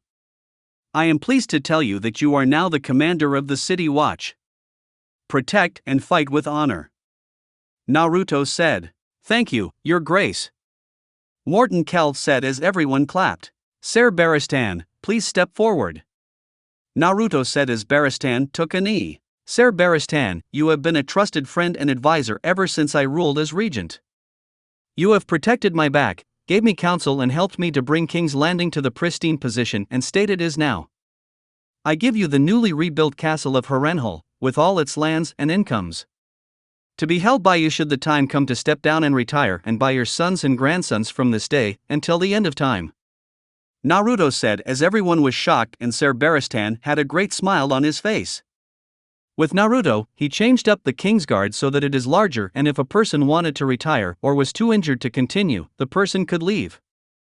You honor me beyond words, your grace. Barristan said as he got up and moved to Naruto's side. I shall now have to acquire some sons and grandsons. Barristan joked as everyone chuckled. Brienne of Tarth, please step forward. Naruto said as Brienne took a knee. For your bravery in the heat of battle and your loyalty through these dark and dangerous times, I now name you the first female knight. With all the rights and privileges that any Ser may have, you now have too. Rise, Dame Brienne of Tarth. Naruto said as everyone clapped and Brienne had the biggest smile on her face. You honor me beyond words, your grace. I shall serve you with honor. Brienne said as she got up and went to his side. Ser Loras of House Tyrell, please step forward. Naruto said as Loras took a knee. Your house has come to our aid in defending King's Landing. The whole realm is in your debt, none more so than I. I promised you Stannis' head as justice, but should your family ask anything else of me, ask it and it shall be yours. Naruto said. Your grace. My sister Marjorie, her husband was taken from us before. Loras began to choke up as he remembers Renly. She remains innocent. I would ask it that you find it in your heart to do us the great honor of joining our houses. Loras said as everyone whispered. Naruto looked at Marjorie who was looking at him. Is this what you wish, Lady Marjorie? Naruto asked. With all my heart, your grace. Marjorie said as she stepped forward. I have come to love you, during my time here in King's Landing. Tales of your courage and wisdom have been proven true from what I have seen. Your compassion and purity of heart have stolen my mind and keeps it only for you. It would be an honor to return your love and I do. Ser Loras, I will gladly wed your sister. You will be my queen, and I will love you from this day until my last day. Naruto said everyone clapped and cheered that the king would soon be married. Brienne, Barristan, Kleber and Pycelle all clapped and cheered that the protector of the city who has given all he can to protect it, is now getting a small piece of happiness. Kurama smiled as Naruto was going to be married to someone who genuinely had feelings for him and vice versa. Naruto looked at Marjorie, who smiled at him and winked as she blushed. Naruto's reign as king was only just beginning, as he now had to tackle something he wasn't sure he was completely confident in: marriage. Back in Karth, Zoro was sleeping peacefully in his bed with a woman. Sleeping in bliss and ignorance until he felt something pulled from neck. He awoke and sat up to see a hooded man holding his key and Daenerys with her men and holding her dragons in his room. The woman next to him woke up and Daenerys saw it was Doria. She had betrayed her. Doria saw Daenerys and tried to come up with a lie. "Khaleesi, please. He said you never leave Karth alive. I come," Daenerys said as she left. Zoro stood up as Yora and Menma drew their swords and pointed it at him. Zoro and Doria were bound and dragged down to Zoro's impenetrable vault. Menma inserted the key and turned it, aligning it with the locks, and opened it. He pushed open the vault as Daenerys walked in to see nothing. Zoro was lying about his wealth. "Nothing," Daenerys said as she saw the empty vault. She then turned to Zoro. "Thank you, Zoro Zo and Daxos. Thank you for teaching me this lesson," Daenerys said as she ordered her men to put them in the vault and shut the door, leaving them in there forever. They pleaded and begged, but Daenerys didn't care. They crossed her and would pay. Yora took the key out and handed it to Daenerys. She then handed it to Menma, who crushed it in his hands. They then moved back to Zoro's house and took anything that was of value, but nothing was. Yora saw that all of his gold looked real but was fake. The man was an enormous liar. "It's all a lie," Yora told Daenerys. "Looks real enough to me." "Real enough to buy a ship?" Daenerys asked. A small ship," Yora said as she nodded to him and left. "Take all the gold and jewels," Yora told the Dothraki. Daenerys walked down the hall holding her dragons, happy that she was reunited with her children. "Well done, Daenerys Targaryen," she heard as she turned to see Menma leaning against the wall. "Thank you for your help," Daenerys said. "Don't mention it," Menma said as he got off the wall. "Will you come with us? You've proven to me that you are a capable warrior and helped me free my dragons," Daenerys said. "I have some business to take care of, but we will meet each other again," Menma said as he saw that she was a little concerned. "Your expression, does this have to do with what you saw at the House of Undying? How did you know?" Daenerys asked. "Because I saw something as well," Menma said. "They're just illusions, though, right? Illusions made to mess with your mind," Daenerys said. "Not illusions, those were visions. Visions of what the future holds for you," Menma said as he left. "Do they come true?" Daenerys asked. "That depends," Menma asked. "Depends on what?" she asked. "Whether or not you want them to," Menma said as he left. Back on the rocks of Blackwater Bay, Davos Seaworth was waking up. Having been thrown from his ship by the explosion of the wildfire, he drifted in the water until he came ashore on one of the large rocks. Davos blocked the sun with his hand, as his eyes adjusted to the light. He was weak, thirsty and hungry, having been on the rock for a while, as he looked out into the bay that led to the island of Dragonstone and to the narrow sea. He finally spotted a ship in the bay and needed to signal it before it left. He stood up on the highest point of the rock and began waving his arms, trying to get the boat's attention. He then used his shirt to wave at the ship. "Help me!" Davos yelled as the horn on the ship blew. They saw him. The ship sent a small longboat with 2 men to get Davos. "Who are you?" one of the men asked. "I was in the battle at Blackwater. I was a captain and a knight," Davos told the man. "I sire, and serving which king?" the man asked. "The one true king of Westeros, Stannis Baratheon," Davos said as the man smiled and threw him a rope. Davos was brought to the ship and found that his pirate friend was the captain. His friend told him that ever since Stannis lost the battle for King's Landing, he had become reclusive, seeing only the Red Woman who has taken over his mind and whispered into his ear. She had twisted his mind to the point where she burns alive any man or woman who speaks out against her. burning innocent men and women who she says are followers of the darkness. And to add salt to his wound, after the ravens were sent out from King's Landing telling everyone that Stannis had his brother killed with dark magic in order to take the throne, Stannis lost his bannermen. Every lord who supported him now left and were going to appease to the new king, and only his fanatic religious followers supported him. With Robb, his men were getting more anxious and impatient about sitting around and wanted to fight. Robb decided to move them up on the river road and set up camp at the Golden Tooth, about 60 leagues from Casterly Rock and Lannisport. Naruto told him not to engage and keep the Lannisters on the defensive, but that was getting tougher by the day as his men just wanted to wipe them out, especially Karstark and Bolton. Jaime Lannister was still their prisoner as he attempted to try and escape by causing a disturbance and strangling Karstark's son with his chains. He almost made it out, but one of the men found him as he was running away and bound him again. Karstark was furious after that and wanted Jaime Lannister's head, but Cat and Robb dissuaded him from doing that, but Karstark wanted his vengeance and he was going to get it. After a few more days of camping and preparing his troops, Robb and Cat got a raven that the Lord of House Tully, Cat's father, had passed away.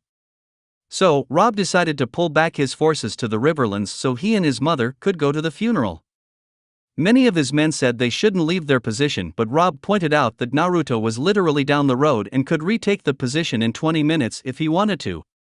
Robb and his men left to the Riverlands, but his army was beginning to break apart as time went on. With Daenerys, she and her group were on the ship that Yora found for her and were sailing for Astapor. Daenerys loved it as she felt the wind blow in her hair and the crisp ocean air rush against her face. She smiled as she saw her 3 dragons fly around the ship, diving in the water to catch fish and spread their wings. The dragons had grown from their small size and were growing faster and faster as time went on. She saw Drogon dive into the water and fly back out with a fish in his mouth. He threw the fish in the air, roasted it with his fire breath, and ate it. Drogon then flew down on the ship railing as Daenerys pat his head. "They're growing fast," Yora said. "Not fast enough. I can't wait that long," Daenerys said as she watched Drogon fly away. "I need an army. We'll be in Astapor by nightfall."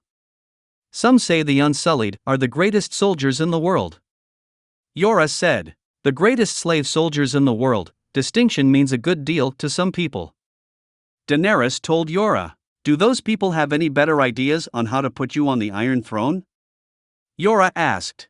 "It's too beautiful a day to argue," Daenerys said as he heard another Dothraki puke. She saw all the Dothraki were suffering from horrendous boat sickness. They were woozy and puking over the sides of the ship. "You're right. Another lovely day on the high seas," Yora said as they saw how miserable the Dothraki were. "Don't mock them. They're the first Dothraki who've ever been on a ship. They followed me across the poison water. If they do, others will, and with a true Khalasar," Daenerys said. "The Dothraki follow strength above all, Khaleesi. You'll have a true Khalasar when you prove yourself strong. And not before," Yora told her. Back in King's Landing, the city had gotten back into its normal groove as merchants and smiths got back to work, and the city had calmed down after the Battle of Blackwater Bay. Smith masons and architects worked with the city watch fix some walls that had taken some damage during the siege and to fix the beaches. After the festivities of victory had died down, the people heard that their king Naruto would be marrying Lady Marjorie of House Tyrell, and they were ecstatic. The people were glad that their king was going to have a queen, even more so that it was Lady Marjorie. During Marjorie's time in King's Landing, she had gone down to the city and helped the people any way she could. She walked through the city and talked with the people, she helped families and people in need, and was a lot like Naruto since he often went down to the city to talk to the people. Many people thought that the two were perfect for each other because they both cared deeply for the people, and even though they were nobles, they didn't act like it. Speaking of Marjorie, she was walking through one of the alleys of Fleabottom with her handmaiden. Fleabottom wasn't correct in its description since Naruto helped to refurbish and clean up the city. Even in the poorest districts, the streets were clean, and no sewage spills occurred thanks to Naruto's new plumbing system they were able to install with the help of a few dozen clones. The people living in Fleabottom may have been commoners but didn't live like it. They had plenty of food and clothing, warm beds and clean water, as the streets and houses were cleaner than they have ever been. And with Naruto's clones, he was able to refurbish and repair a lot of the old buildings and homes in a day, which would normally take months. Marjorie walked down the alley as people nodded and bowed to her as she passed by, and she smiled and waved back.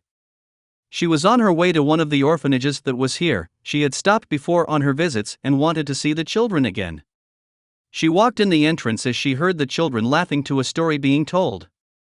She walked into the central courtyard where she saw all the children had gathered, including some of the workers, as they huddled together to listen to a story.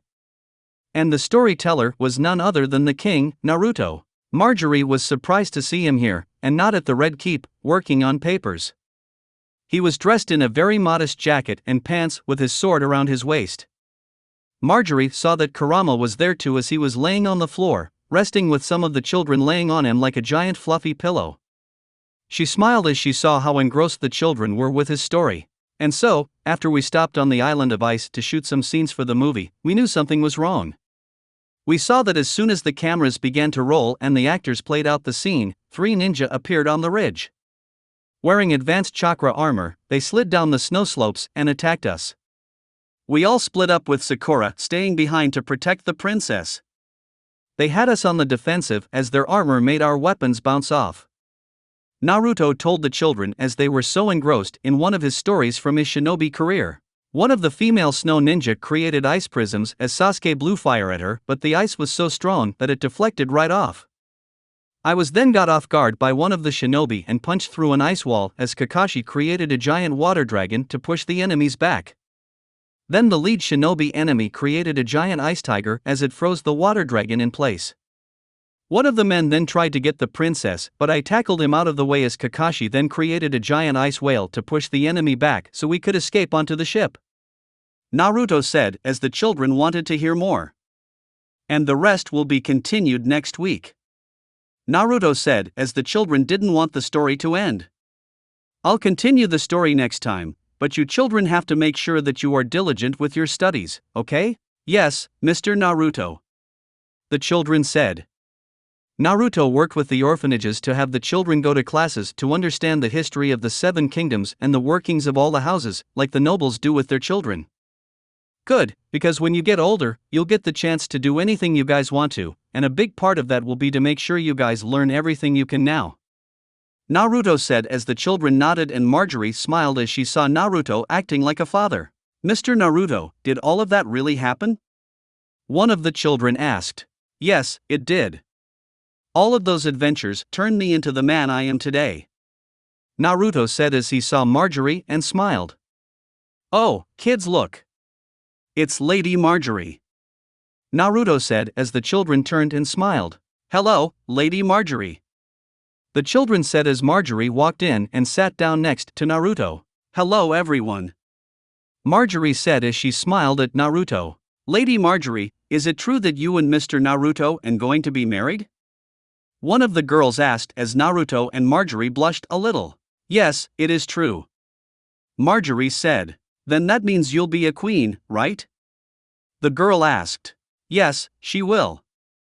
She will be queen of the 7 kingdoms, but she's already a queen to me. Naruto said as Marjorie blushed as Naruto smiled at her. Marjorie talked with the kids, brought them new toys and some extra food, mostly sweets, before she and Naruto left. I'll be back next week. Naruto told the owner of the orphanage. I know the children cannot wait to see you again. Thank you for coming, Your Grace. And I wish you and your queen all the happiness in the world. The owner said as Naruto smiled. Thank you. Marjorie said as she and Naruto walked down the alley back to the main street, while Kurama decided to go out to the woods for a little hunt. They passed smiths and merchants as people bowed and waved at Naruto and Marjorie as they waved back. It seems that the people of King's Landing are already accepting their new queen. Naruto said as Marjorie smiled. Yes, but I think I have your reputation to thank for that. Marjorie said. I don't think so. I heard you walked through the city before the attack, helping people, talking to them, making sure they were happy. Something a true queen would do.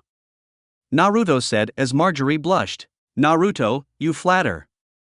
Marjorie joked. As your future husband, it is my duty to do so. After all, a man's first responsibility is to his family. Naruto said as he took her hand and kissed it like a gentleman. An honorable king and a true husband, it seems that the 7 gods have blessed me. Marjorie joked as they walked through the streets. Speaking of which, now that we are engaged, I wanted to know your thoughts on the wedding. Naruto said as they hooked arms. Really, I thought men don't trouble themselves with such thought and leave it to others to see it done? Marjorie asked. Most men wouldn't, but I'm not most men. Naruto said as Marjorie smiled. Of that, I have no doubt. Well, if we are talking about the wedding, I would like to have it without the worry of the war over our heads. Marjorie said as Naruto nodded. As would I. But with Stannis' forces defeated and pushed back to Dragonstone, he is no threat. Whatever forces he will try and amass, they are no match for mine. Naruto said. But he will stand justice for what he has done, and it will be soon. And the rest of the war? Marjorie asked. Well, Robb Stark and the North have complete reason to fight the Lannisters and will continue to do so. In order to end this war, it will either be by a peace treaty or by continued battle. Something I would hope to avoid, if possible. Naruto said as Marjorie smiled. I thought men love battle and war? Marjorie joked. Not all men. The Lannisters have to pay for their crimes, but not at the cost of the lives of innocent people. Naruto said as Marjorie smiled and leaned on his shoulder. You truly are a king, Naruto. A kind and king of valor. Marjorie said as Naruto smiled. And you will be an adored and wonderful queen. Naruto said as he kissed her cheek. Well, I can't wait for you to meet the rest of my family, but as is custom of the wedding, do you have family that can attend the wedding? Marjorie asked. No direct family in Westeros, no. But the Starks are my family, in all but blood. Though with the war, it may prove difficult to get them to come. Naruto said. My informants tell me that Robb is at Riverrun to attend the funeral of his grandfather. I will ride to meet him, and discuss with him some matters of importance.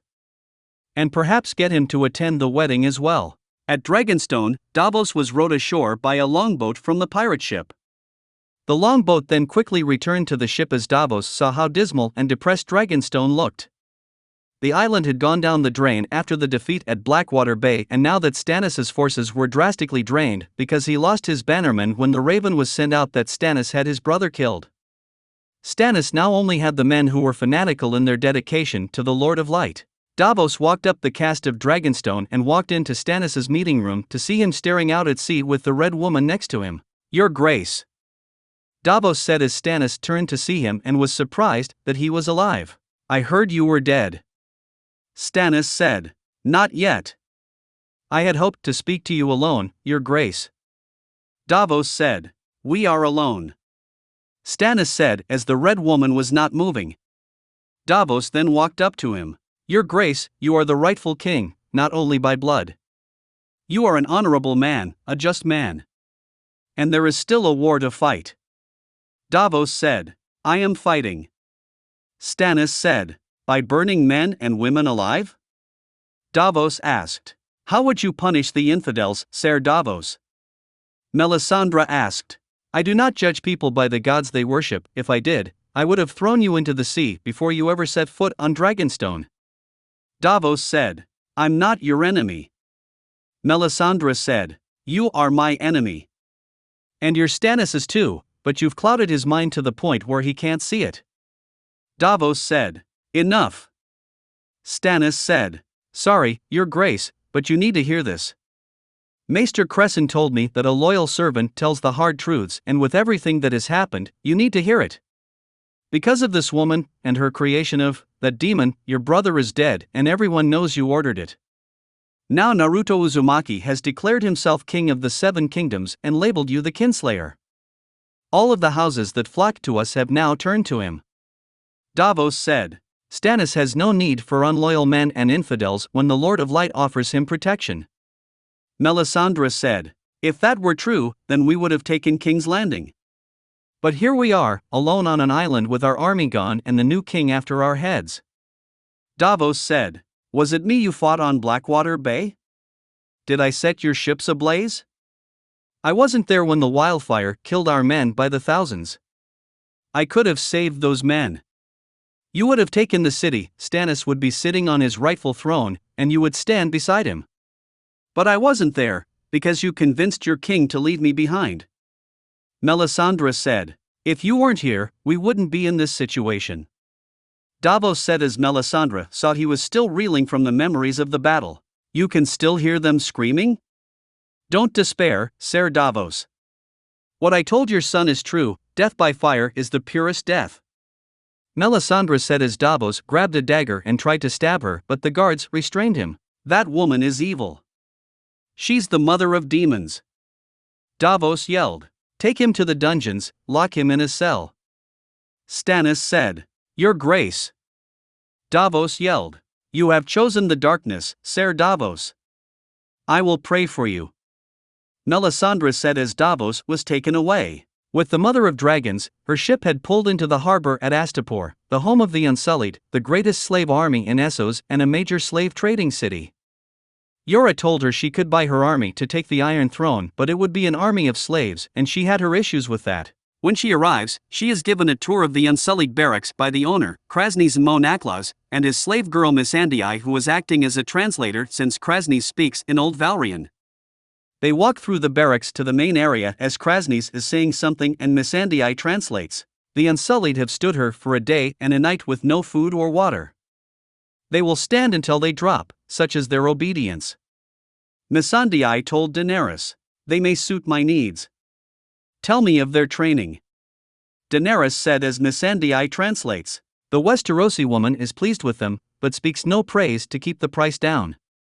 She wishes to know how they are trained. Missandei told Krasny. Tell her what she should know and be quick about it.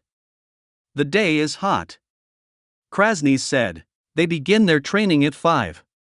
Every day they drill from dawn to dusk until they have mastered the short sword, the shield, and the 3 spears. Only 1 boy in 4 survives this rigorous training. Their discipline and loyalty is absolute. They fear nothing. Missandei said. Even the bravest men fear death. Yora said. The knight says even brave men fear death. Missandei told Krasny. Tell the old man he smells of piss.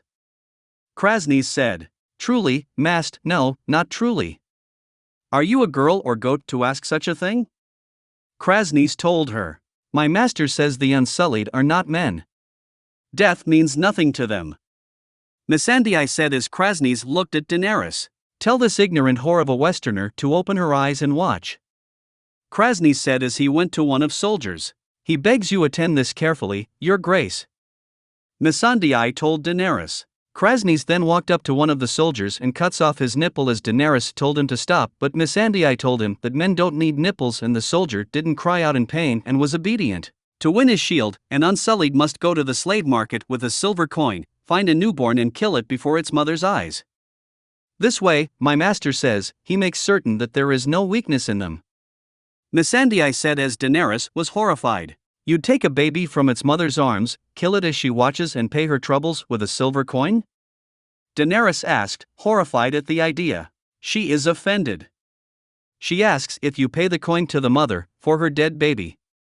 Missandei told Krasny. What a soft mewling fool this one is. Krasny said.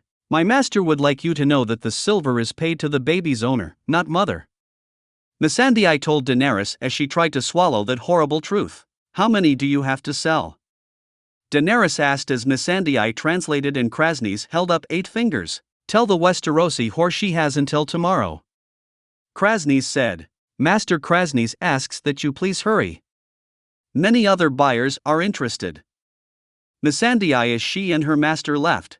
Daenerys and Yora left and walked to the docks as she tried to process what she just witnessed and what she was told about the Unsullied. 8,000 dead babies. Daenerys said, disgusted. The Unsullied are a means to an end. Yora told her. Once I own them, these men, they're not men. Not anymore. Yora corrected her. Once I own an army of slaves, what will I be? She asked. You think these slaves will have better lives serving Krasny and men like him or serving you? Yora said as they saw a little girl playing with a ball. They walked up to her as she ran away and missed that a cloaked and hooded figure was following them. You'll be fair to them. You won't mutilate them to make a point. You won't order them to murder babies. You'll see them properly fed and shelters. A great injustice has been done to them. But you will undo it. Yora said as Daenerys smiled as she watched the girl play ball. The girl then rolled the ball over to Daenerys. Daenerys then picked it up and looked at the girl, who motioned her to twist it open. She smiled as she twisted it open, but the cloaked figure knocked it out of her hand and the girl hid behind some boxes. Daenerys was accidentally pushed to the ground when Yora tried to restrain the man, but she saw that the top of the ball had come off to reveal a manticore. An extremely poisonous scorpion-like insect. Daenerys froze a little in fear as she saw the poison insect and backed away, very slowly. The manticore then scurried towards Daenerys as she backed away, but the cloaked figure stabbed the manticore with a dagger before it could get to her. The figure, Daenerys and Yora looked to see the child step out from the boxes and glared with a blue mouth and teeth, like Piet Pre. The child ran to the water as the figure chased after her, but when he got to the water, the child was gone. The figure, Daenerys and Yora, turned to see the child looking at them from the archway and walked away. The Warlocks. Daenerys said as the girl had some features that resembled Piet. The Warlocks most likely want Daenerys dead after her dragons killed Piet. She then turned to the cloaked and hooded figure. I owe you my life, sir. Don't mention it. I'll just add it to the tab. The figure said as he removed his hood to reveal that it was Menma. Daenerys has a small smile, seeing the man who helped her come back. Menma, it's good to see you. Daenerys said, it is a good thing I found you. If I didn't, you'd be dead. That's 3 you owe me. Menma joked as Yora walked up and shook Menma's hand, thankful for the save. What brings you to Astapor? Yora asked. My business in Karth was done and I figured I could use some more excitement, so I tracked you guys down. Menma said, does that mean you'll help us? Daenerys asked, hoping to have some extra muscle and a skilled warrior by her side. If things stay exciting, why not? Menma said with a shrug of his shoulder. Yora then pulled Daenerys to the side to talk to her. Khaleesi, are you sure? We know nothing of this man and to have him with us is dangerous. Yora told her. He's proven his skill and he seems willingly to help us. I can't say why, but there is something about him that says we can trust him. But should he try something stupid at all, kill him. Daenerys told Yora, who nodded as they looked to see Menma staring at the sky. Back with the Lannisters, Tywin had ordered a meeting with his kin and generals about their current status in the war. After his meeting with Naruto, Tywin had his daughter and his grandson on lockdown. He then left Lannisport in control of Tyrion for the time being while he returned to Casterly Rock. Tywin needed to know if they had the forces to make a stand in this war now that the Greyjoys supported them or if he should try for peace. Tywin had difficulty with that last one, mainly because of the pride of the Lannister house complex, and if surrendering would be the best thing, he might take it. Tywin watched as his kinfolk and bannermen walked in and sat down at the table. Tywin took one more sip of his wine before he set it down and turned to his men. You're all probably wondering why I called you here. I need to know how our forces are now that we've added the Greyjoys to our forces. Tywin said. A mistake if there ever were one, my lord. The Greyjoys stick to their ships and haven't been heeding any commands to dock their ships and have all their forces join ours. The most we get are a few ships with men who'd rather drown than step on solid ground. One of the men said. He is not wrong in this, Lord Tywin. The Greyjoys are not worth what Lady Cersei has paid them. They take our food and barely fight. We've tried to organize their men and send them out, but they refuse to. Kevin Lannister said. My daughter was an idiot to even go to them for aid. Lord Balon is an incompetent man and is blinded by his own foolish ambition. Break our treaty with the Greyjoys, send them back to their islands where they can do what they want. Naruto will soon deal with them. Tywin said. Would Naruto Uzumaki have reason to attack the Greyjoys? One of the men asked. They attacked him at the peace talking and they would seek to invade the Stark's home, people he considers family. You bet your weight in gold he will go after them. Tywin said. But what about us, Lord Tywin? One of the men asked. I don't know. He has his gripes with 2 of my children and we've tried to have him killed several times. Those are not things a man simply forgets. Tywin said. Well, Lord Tywin. If he does act, we cannot fight a war on two fronts. The Starks may have pulled back to Riverrun for Lord Tully's funeral, but their numbers will grow with Tully support. And now that Naruto Uzumaki is king of Westeros, many of the houses have flocked to him after he defeated Stannis at Blackwater. Stannis was pushed to Dragonstone, and any men he had pledged fealty to Naruto after it was revealed that Stannis had his brother killed. And now that Naruto will marry Marjorie Tyrell, he will have the Reach behind his back. One of the men said, perhaps we could send assassins to kill him and that girl before they marry. Ser Amory Locke said, oh yes, send an assassin to kill the king of Westeros and his future bride. Tywin said in a condescending tone. The problem with that plan is that we can't find a skilled enough assassin to kill him, and no one would be stupid to attack him with his fox protecting him. And you murder his future bride, then he'll slaughter us. Tywin told Locke. I thought I kept you around for more than your brute strength. I was wrong. Leave. Tywin ordered as Locke seemed confused. Out. Tywin yelled as Locke got up and left. Lord Tywin, what is our plan? Kevin Lannister asked. I'm not sure. Tywin said with a heavy heart. Back in King's Landing, Naruto was in his study, signing some papers about incoming trade deals with ships from Dorne and Pentos. He was diligently working through his papers and also reading some notes that were sent by lords that were pledging their fealty to him as their new king. Naruto shook his head at how easy nobles and lords were flocking to him since Stannis killed his brother. These were the very men who were working to kill him, and now they were sucking up to him to try and win favors. Idiots. Grand Maester Pycelle then walked into the room, holding some more papers. Your Grace, some more papers for you to sign. Some trading agreements, pledge papers, and status of the other kingdoms. Pycelle said as Naruto got up and took the bunch of papers. Thank you, Maester Pycelle. Naruto said as Pycelle nodded and moved to leave, but Naruto stopped him. Pycelle. It seems that through everything we've been through, I've never properly thanked you for your service. None needed, Your Grace. Pycelle said. You have helped me a great deal since I became regent and now king.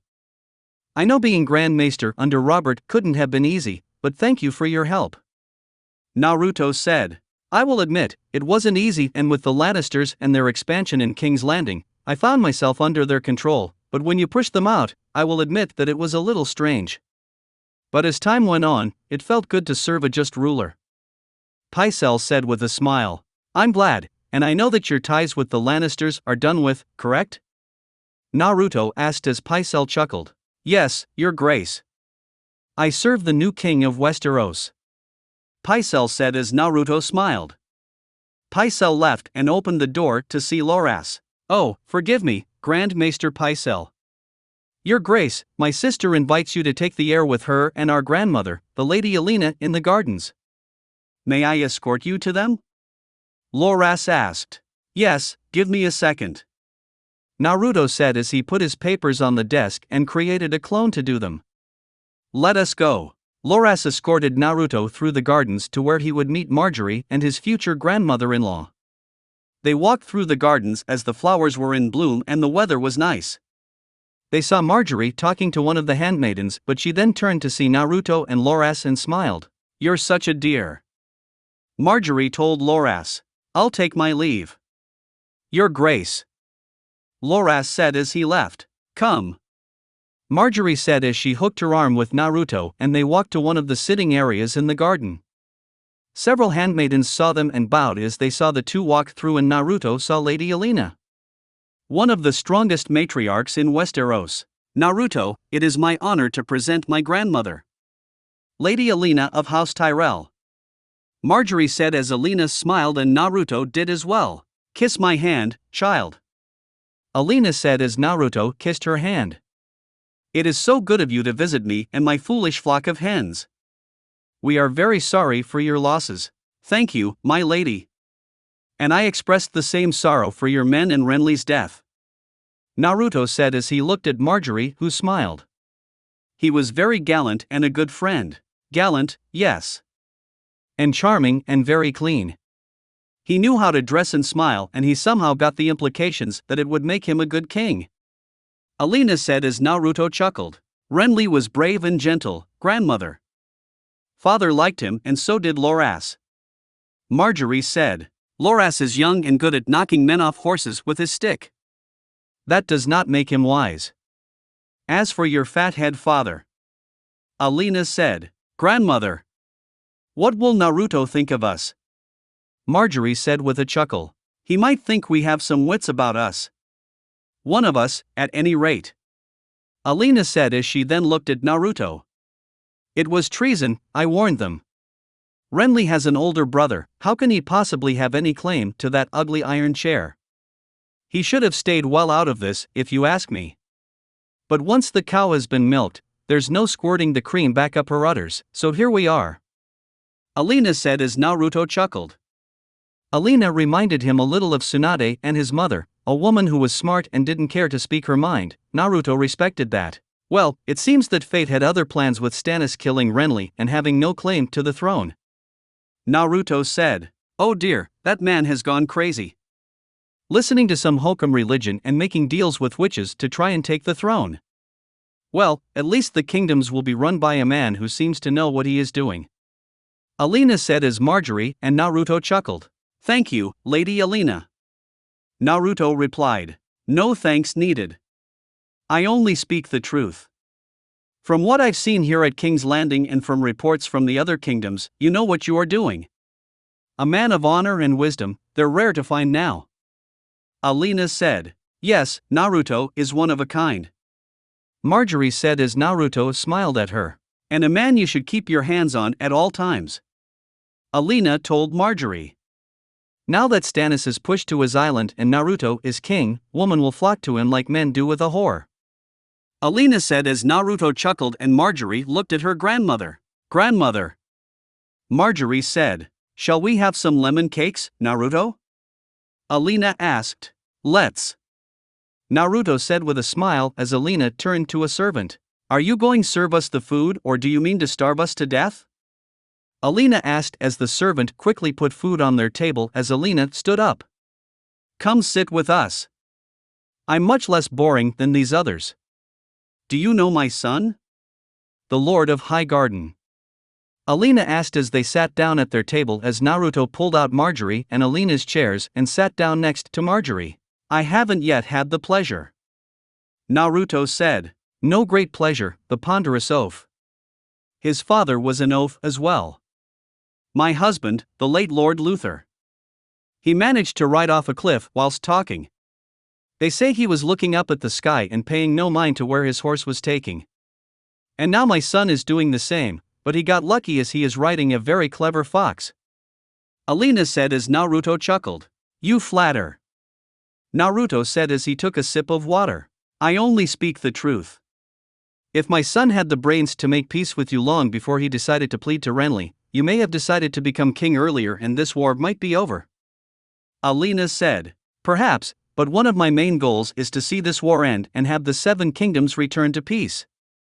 Naruto said as Alina looked at him. One of your goals? Pray tell, what are the others? Alina asked as she ate some lemon cakes. Well, one of them would be to help rebuild my family name. I am the only surviving member of my family lineage and I need to build my family house. Naruto said as Alina nodded. And the other? Alina asked. Well, the other would be to be the perfect husband to Marjorie and eventually, a father. Naruto said as Marjorie smiled. You truly are one of a kind, Naruto. Alina said as the three enjoyed their little lunch. That's it for this reading. Hit like and subscribe for a free ticket pass going to the different worlds of anime fanfiction. Looking forward to having you on board again.